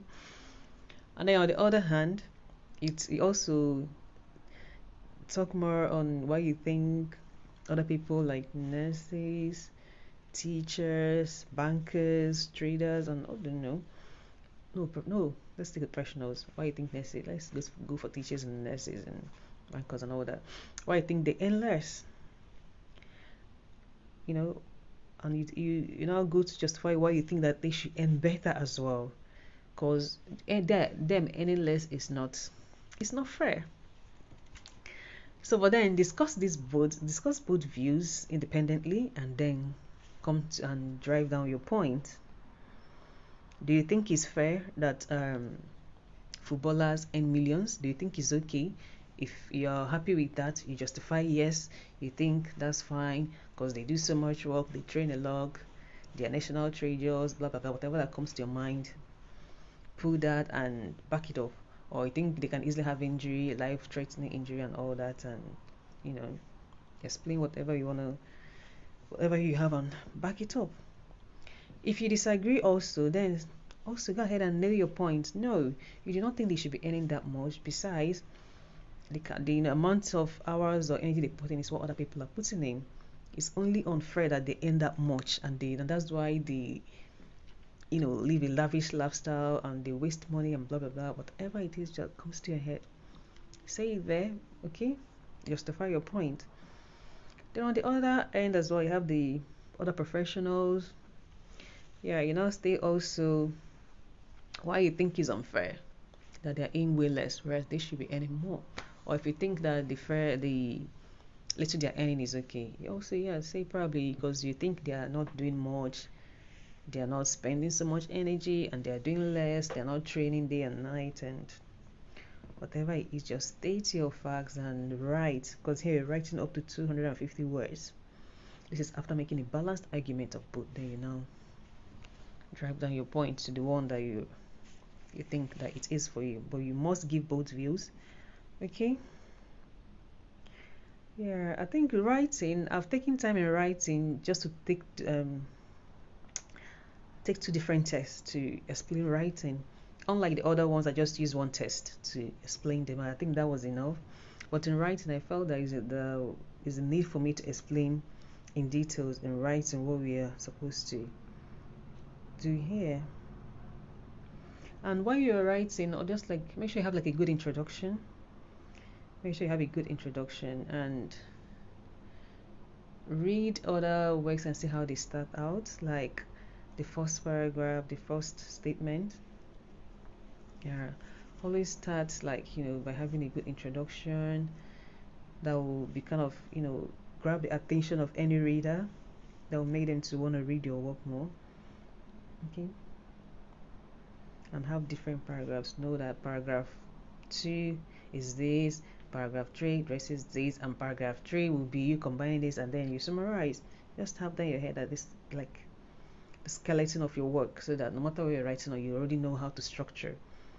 All this have to be like pre-planned, and this is obviously after you've practiced enough, because it's only when you've practiced enough that you can have this kind of structure, and they all like mentally in your head. When you're in an exam setting, it's more like you're like a step ahead, because you came well prepared and well planned. Now let's go to the speaking. Speaking is the last one. Let's go to the speaking. Let's go to the speaking test. Let's go into the speaking test. So the speaking part 1, speaking the parts 1 is normally the same thing, whereby they want to know about yourself or something personal. Is normally the same. They always ask this to anybody, any exam you go to, you always get it. Part 1, the examiner asks the candidate about him or herself, about his or her work or studies, and other familiar topics. So you say that you're talking about, tell me about yourself, or tell me about your work. So practice tell me about yourself question, things that you should know when someone asks you about yourself. And when you're asked about yourself, just know the kind of things to say. You just state, oh, you're this, you're originally from the, just a brief summary. You're this, you're originally from this, you studied this and that, you've worked for this, and you aspire to be this and that and that, and just say something that would link you to where you currently are. You did nursing in Nigeria, for instance. I have experience in this and that, and would love to work in the UK as a nurse. And you've currently done this and that, and currently you're just trying to get your exam sorted.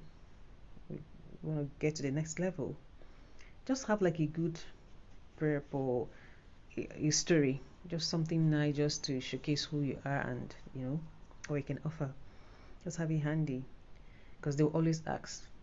If it's not tell me about yourself, it's about tell me about your studies or whatever. Which even in the course of telling someone about yourself, you should be able to mention your studies, because what's there to say without your studies? Okay. What else?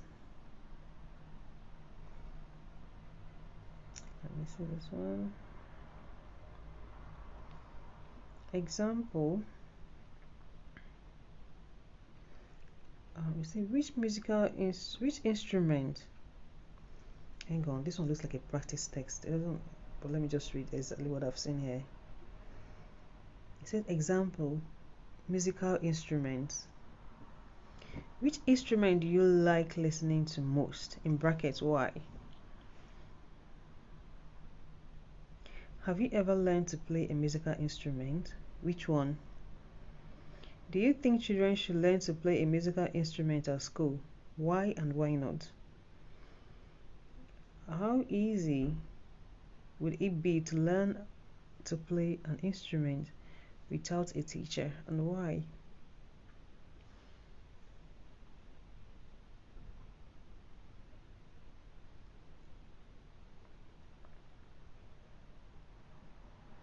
So this one is more like they're asking you and you're answering. So they can't tell you're going to talk about musical instruments, and then they'll go ahead to ask you which musical instrument you like listening to, and you tell them why. You tell them the musical instrument, you mention one, and then you tell them what you like about it and why you like it. And with listening, what I can tell you with listening is not listening. With speaking, what I can tell you about speaking is without fluent, like talk freely, and if they ask you a question, just keep talking till they stop you.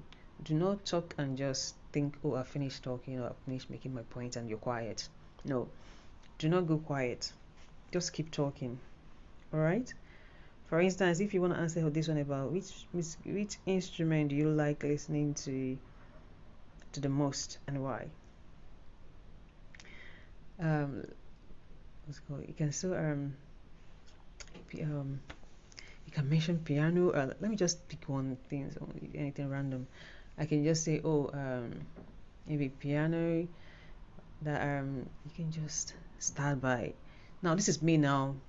I'm just trying to answer this question to come up with a story. It's not like um I have that experience or yeah, but I'm just gonna come up with something. Remember, this is an exam, so you need to say something. Even if it's something you've read somewhere, just say something to have that conversation. Just listen to me now, for instance. I want to talk about which instrument do you like listening to the most and why. Probably at that moment, what came to my head was something like piano, or then I'll be like, oh, piano. I'll be like, oh, I love piano. Maybe right since I was the age, like what's the age? It could be age 8. So I've been having piano. I used this piano. Blah blah. Just talk about piano. Try to make up a story about piano. I've had piano for so long. It's like my companion. When I play it, I feel this and did you see the flow? Did you see that? Yeah. And I'll be like, oh yeah, and I've had loads of favorites. I just go to describe it, but all I can say is choose something that you're familiar with. Choose something that you can at least have a thing or two to say about them. So it's not like you choose something that you do not even know the features, or you're gonna go blank. And you say, and why? They want to know why you like this one. So you probably say, oh, you love playing it, and when you play it, this happens, or when you use it, that happens, or if there's any events that is attached to it, or any particular thing that make you like it, just go ahead, say it, create a story, and and depending, if you're even done with what you think you're saying, just come up with something and just keep talking. As long as you're making good sentences, just keep talking till they stop you. Even if you think you've done all the while and there's nothing to say, you can even be like, oh, that was even this day that you had a very great performance, you were playing piano, blah blah blah, or there was this event that you attended, and the way they played the piano, it was magical, it was heavenly, you loved this, in fact you knew that. Just stretch the conversation, keep talking till they stop you. Okay. This is what they want you to do in listening. Keep talking, keep saying things and till they stop you. They don't want you to run out of words. They don't want to think you do not know what to say, or you're not that expressive, or you cannot talk that much. They just want to hear you talking. And remember, if you're listening to me, if you're watching this, when I did my IELTS, it was in London here in the UK here, right? So I would tell you things based on my experience as writing this in the UK here. For instance, if you're writing in Nigeria, I wouldn't know those assessing you, but I would like to think is a UK exam. I would like to think you're the same standard. Okay, so I would like to think you're the same thing and everything. Yeah, so keep talking in that manner. And what I can say about the challenge you wouldn't have here for most people, if you're writing in the UK, probably be trying to keep up with accent. But I know in Nigeria, it's obviously, sorry, I'm just saying Nigeria because I'm Nigerian. Depending on where you're watching this from, your home country, you have African countries, or yeah, because so many people are doing IELTS just to come over. It could be even Indians or from different places. So in your country, depending on who's assessing you, so if that person is from your country, then that means you're not under any pressure or any form of duress to sound posh. No, just make sure you're audible enough, good English. Okay, not like when you hear that some people just feel pressured. Oh, do I need to sound like them or no? But that's wrong, because even when you're sounding like them, you're sounding so fake. You need to sound like your real self and make sure you're making a good sentence. So it's not like you're stressing yourself, whereas nobody wants you to be that stressed. Just sound and talk clearly. But the thing that you need to do is, if you are, this is one of the tips I would like to give away. If you are describing a happy moment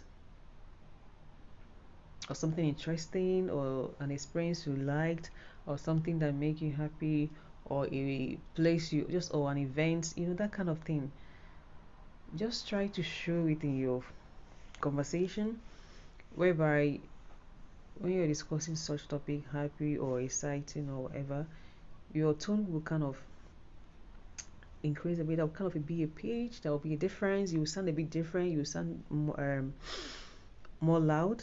You sound what's it called? You sound a bit excited. You sound just like you sound elated. You just sound different. Even in your face, that one you cannot hide it as well. You'll be smiling a little bit, and you're showing, you're expressing whatever you're saying. They have to be in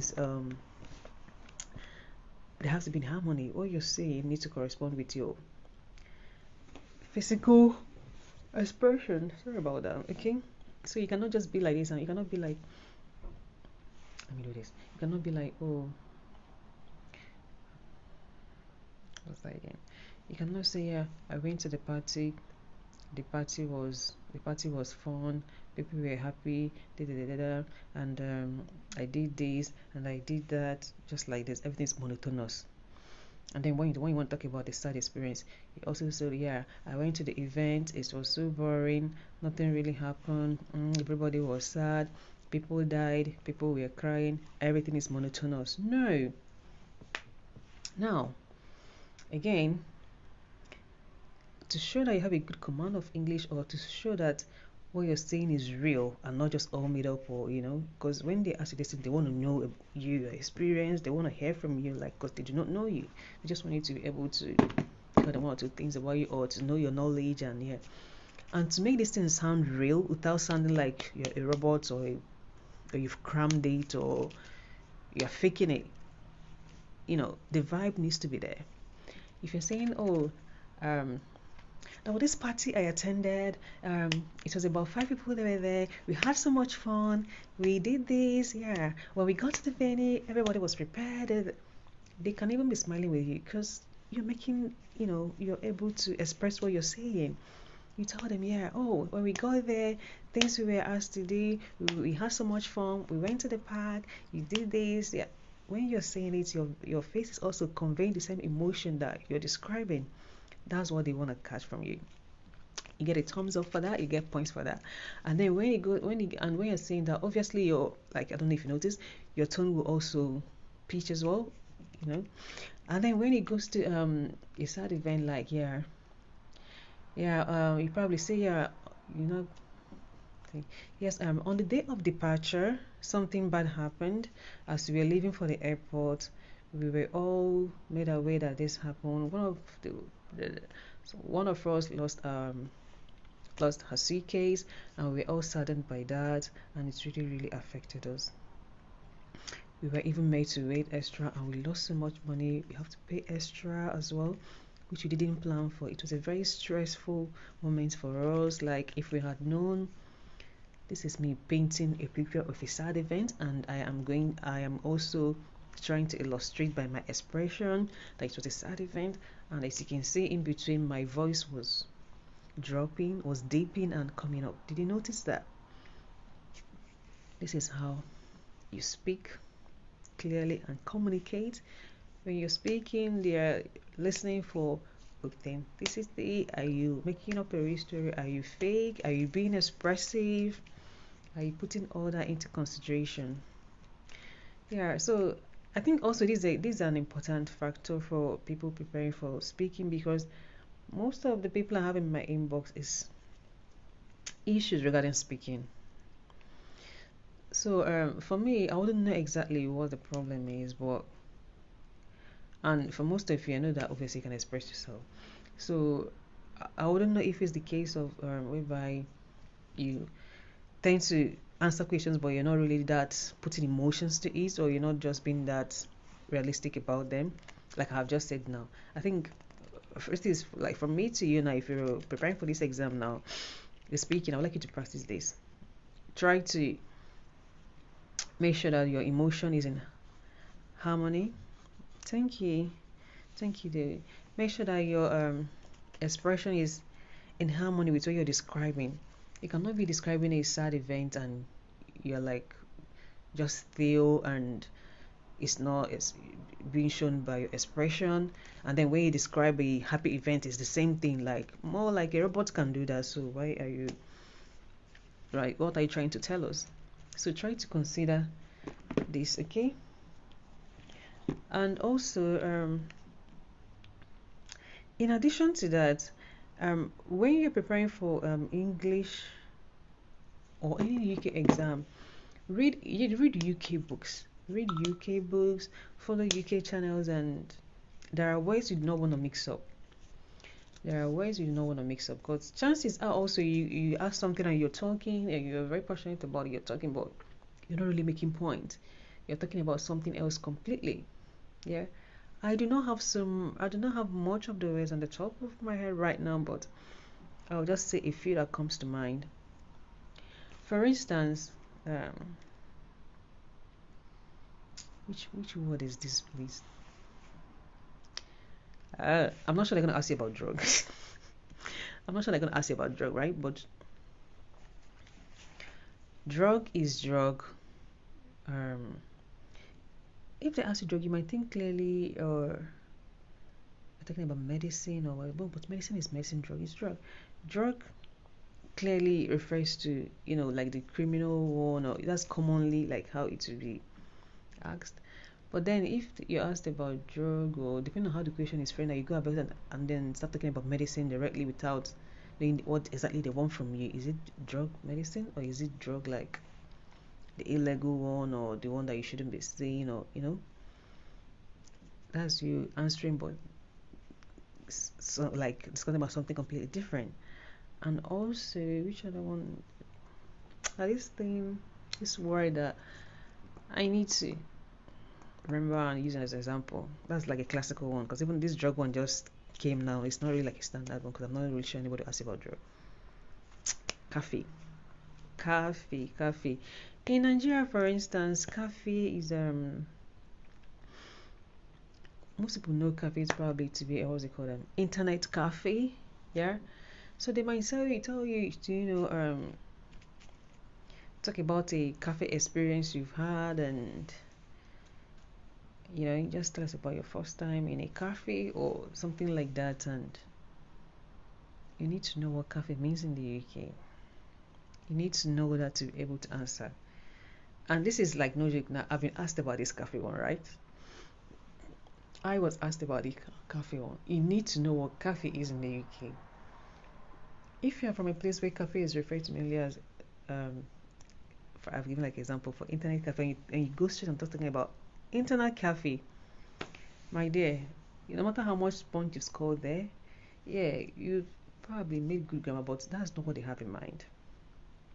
Cafe in the UK is a place people go out to sit down and drink. Do you see how different countries have same name for different places, or how you can think this is what they asked me and you're talking about something different, whereas they have something in mind that they want you to be addressing? Yeah, I wish I have so many that comes to mind right now I can use, and this is summer, let me talk about park. Now they might just ask you, oh, can you tell us about time in the park and this one. Now, and also depending on where you're from and depending on how often you use the word park, or you just call it park. Or like for instance, I know a typical Nigerian person, park will probably just refer to a motor park, because you have like park, like the common park is more of a motor park. Except probably maybe you say like, oh, amusement park or children's park or blah, that kind of thing. But in the UK, park is park. We do not give like all those fancy names. There's no motor park in the UK. Park is park. Just a place to go and have fun time to play. A park is simply a park. So now, if you're reading all these, if you're familiar with UK stories, UK books, or they're reading all that, you know that when they say park, it means one thing. It's not this. It's not this or that. It's just one thing. That's what it is. That's what they want you to address when they ask you that. Whereas in your home country, when you say park, it refers to one thing, motor park. So imagine they ask you about park, and you're talking about a motor park, or you're talking about something that you think is park, whereas they meant like a fun place, or even like the amusement one for kids and all that. I have something in mind. Anyway, so let me not drag this further, but this, I think these examples need to be looked into. These are just the words that comes to mind right now, but I know there are so many things out there that can, that if you're not there, if you do not pay attention to properly, you will just answer and say, oh, whereas you have given the wrong answer, because the main thing they want to hear from you is not what you're giving them. And sometimes even when you are in such conditions, you will know it because you have answered, but it still look like you haven't said much. They'll probably ask you again, or kind of trying to twist it to make you know that there's something more that you need to say. So yeah, let me see if there's something I need to touch in speaking.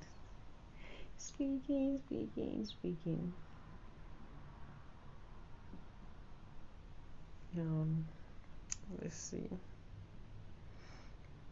So let me go back to the test and see where we are.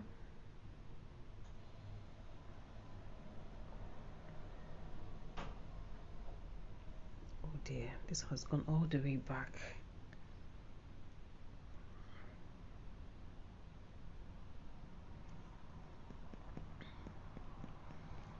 Oh, so chances are I'm gonna open another test.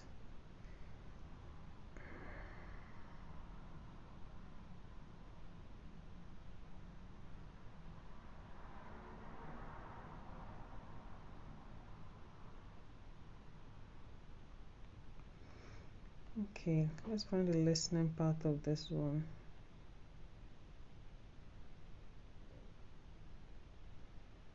Interesting. Okay, I think I'm just gonna do this one like straight away, like I'll conclude this before I start talking, so I do not have to go back and get to a different text altogether.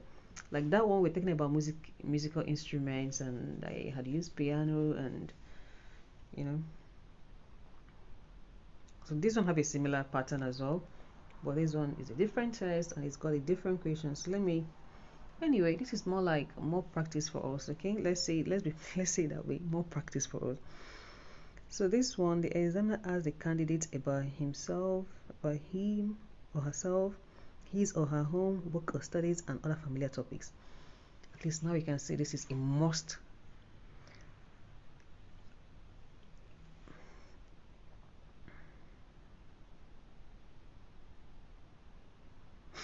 Sorry. At least now you can see that clearly this one is something that you must have prepared for. Like no matter what, you cannot run away from this question so long as it's listening. It's a must. You must see it, whether you like it or not. So the earlier you prepare yourself, like practice on your own outside the exam area, what you answer here, better for you, because you cannot run away from it. It is a must. You must see it. Okay. And the second one is an example, future. As the first question, what job would you like to have 10 years from now, and why? Just like I've answered the piano one, you mention a job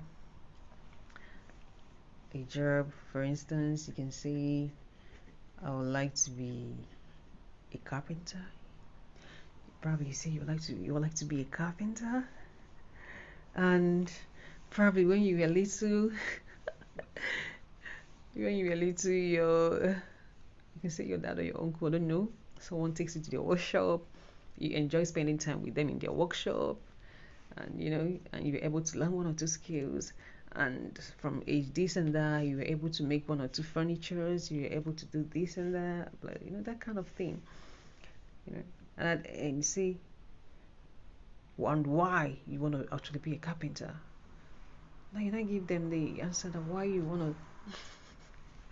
Pardon my mother, I chose carpenter, right? Ignore me. You can choose anything and back it off.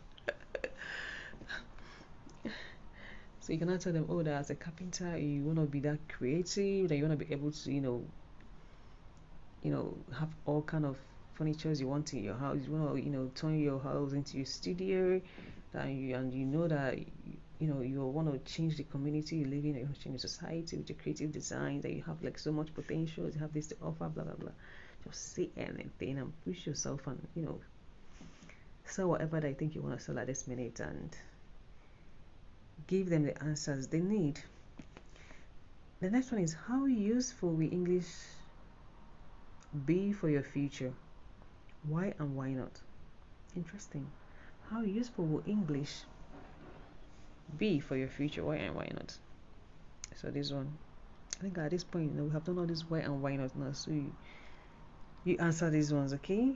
How much traveling do you hope to do in the future? Why and why not?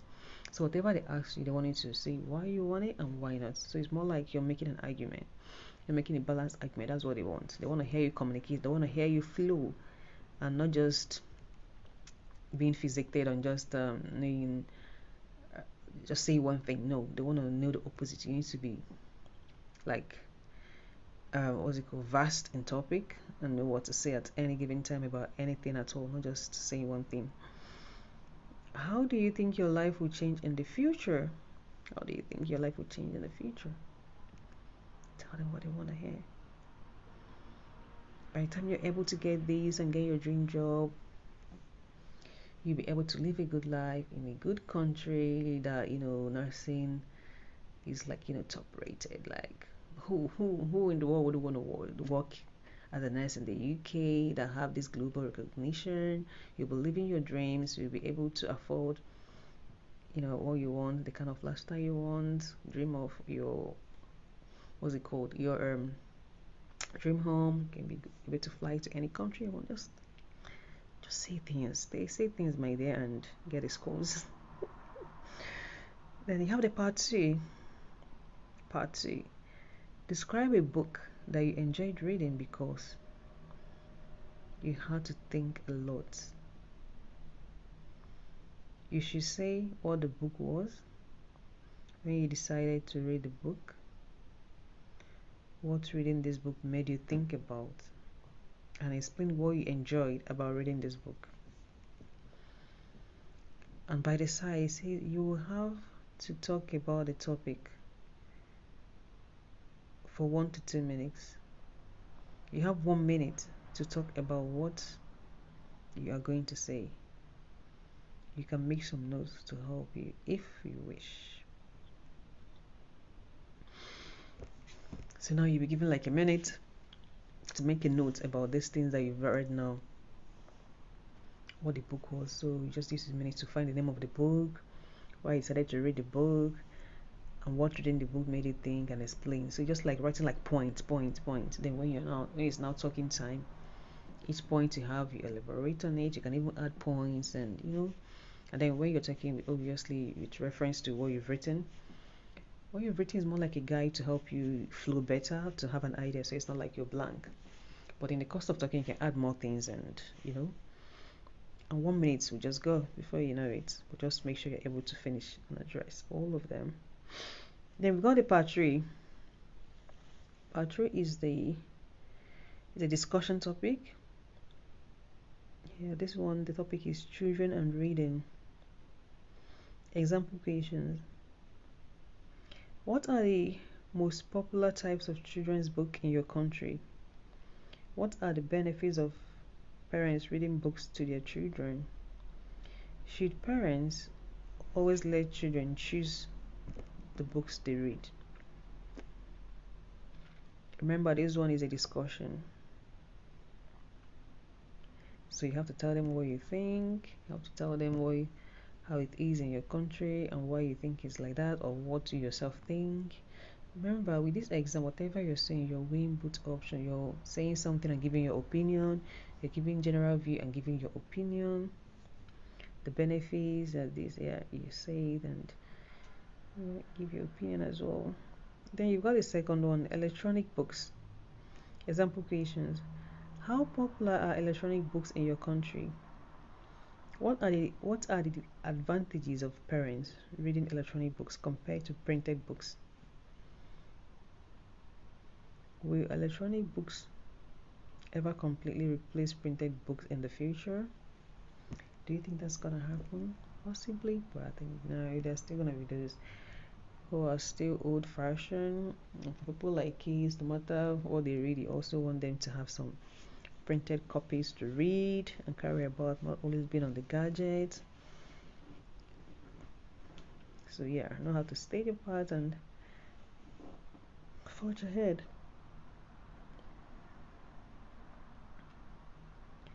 Yeah, so the speaking part is divided in 3 sections. The part 1, where you tell us about yourself and the other stories attached to it. And you've got the part 2, where you have to make the notes. I'll talk about it later. And then you have the part 3, where you have just a discussion. They just ask you something and you're discussing. You're not writing now. You're not, talking about anything in particular, but it's a discussion about the topic they've given you. This is more like to assess your fluency, assess your tone, assess your diction, all that, your vocabulary. They all here. They want to know. They want to know what you can offer. Okay. Hi guys. I think at this junction we can say we are done, right? Yeah. I think again I hope this goes a long way to help someone who really needs it. So this is me going in detail, explaining or sharing ideas of what I know on how to help someone to prepare for IELTS examination, both from the listening to the reading to the writing and to the speaking. Okay, I've touched them briefly and I've gone into details and I've repeated myself a lot, so I do not want to carry on doing that. But yeah, in summary, let's do this. Okay, in summary, in listening, make sure you listen attentively. All those filling the gaps when listening, you cannot miss it. Like, listening can be one of the easiest to pass if you listen attentively and just make sure all your senses are in action. Set your pen ready to write and just be looking at your book. You see, you know when they get to each section and you're giving them the answers they need. All right, you'll be able to get all your points and even get 8. Reading, where this is where your reading skills show off. Like, if you're able to read what's it called, the skimming and scanning. And also, yeah, now I remember something I did not mention when I was talking about reading is in reading, try to at least go through the questions before you read the passage. It helps in the sense that if you've gone through the questions, you will know whether they are looking for a name or a date, or you kind of have an idea of what you're looking for. But when you're reading and see a similar thing, you can easily like highlight it, or you understand. It helps you, so you do not go about reading what you're not going to need for the answers. I hope that's it as well. So yeah, do this for all of them. Try and go through, just take out less than a minute to go through the questions quickly before you read the passage. All right, that will help with that. And also, try to be time conscious. There is more in reading, and you want to be able to get to the end of all of them, because you don't even know if you have the correct answer. So why do you want to focus on some and leave some. No, try and touch all of them. Okay, and then pay attention to all those true, false, and yes, no, and not given. They are very similar, but they are two different things. Okay, one has to be factual, is there or is not, and one is, is it an opinion? Did they mention it at all? You need to find out which one is which. And then the writing, when you're writing, just know that yes, this is more like you showing them what you've got, your skills, your writing skills, your good use of English, your grammars, all those things you've been reading and pile them up in your head. Those words you know, bring them out, bring them to good use. When you're talking about a graph, know the words to use to explain a graph. Even before the exam, have a paper, write them down. Words using the describing a graph. This picture shows this picture displays this picture illustrates this picture, or this table, this bar represents this, or that kind of words. Know it. There was a rise in this, there was a reduction, there was a plummet, there was a decline, this one peaked at that, there was a high level of this, there was a sudden rise in this, there was a sudden drop, there was all those. Just do synonyms and bring out all those words and put them, just write them, look at them every day, so that when you're writing, you're all making good use of them. Okay. And which other one? Yeah, and always argue. Whatever you're writing, argue, weigh both fast, and then give your opinion. And make sure you're adhering to the word count, 250. The graph is 150 and the other section is 250. All right. And after my query, and you've got the last part, the speaking part. The speaking part this can be like a very nice part as well. In fact, it is a nice part. It is, because this is more like you talking in good English, clear, like be yourself, talk clearly and audible. You don't need to talk in a certain manner. No. Be yourself, talk clearly. And like I've already emphasized, if you're talking about a lively event, exciting event, or happy event, show it in your face by at least giving us chin up. Try to smile and look like it, and your voice should also sound more like you're elated. And if it's a sad story, your face should be a bit be sober, and your tone much reduced, and just be able to convey emotions, and always have that have something down already prepared, and for the first part about you, your work or whatever. Just have something down already that you've already practiced in your room, in your mirror, and know that is what I'm gonna say. Okay. Yeah, and all those ones when you need to like write down before you talk, just make sure you go straight to the point. Any point that comes to mind, just write it down. Do not waste time, do not overthink it, just write anything down.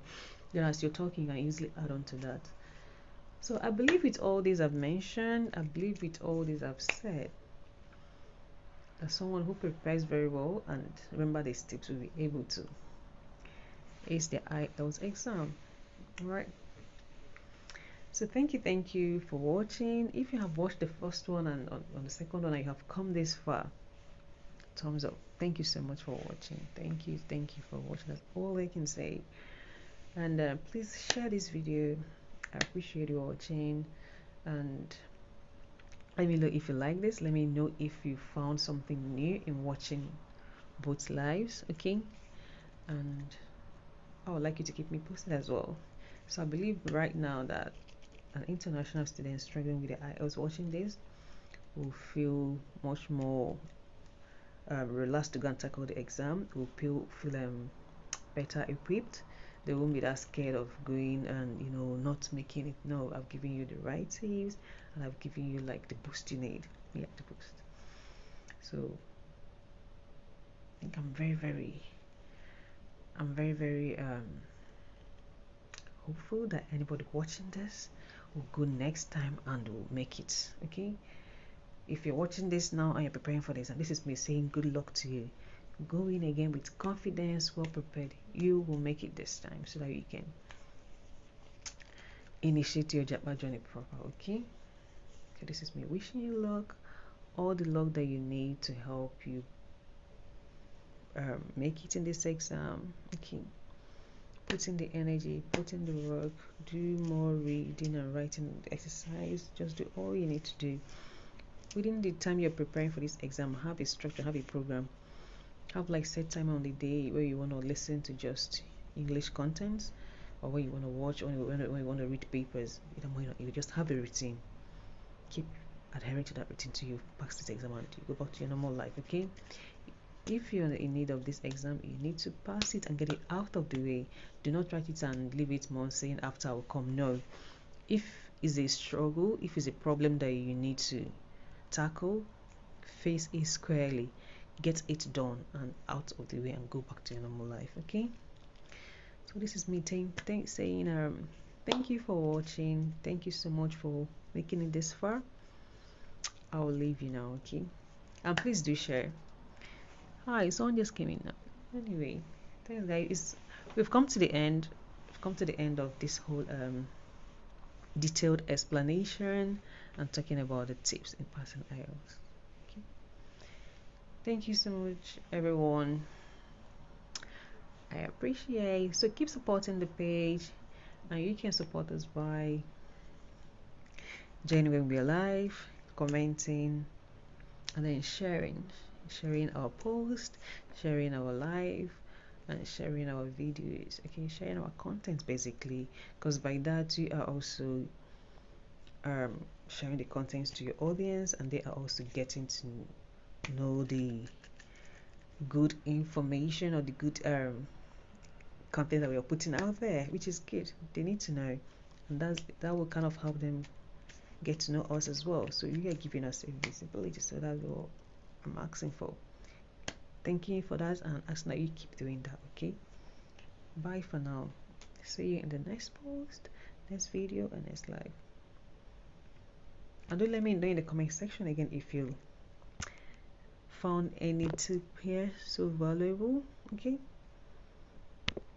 bye.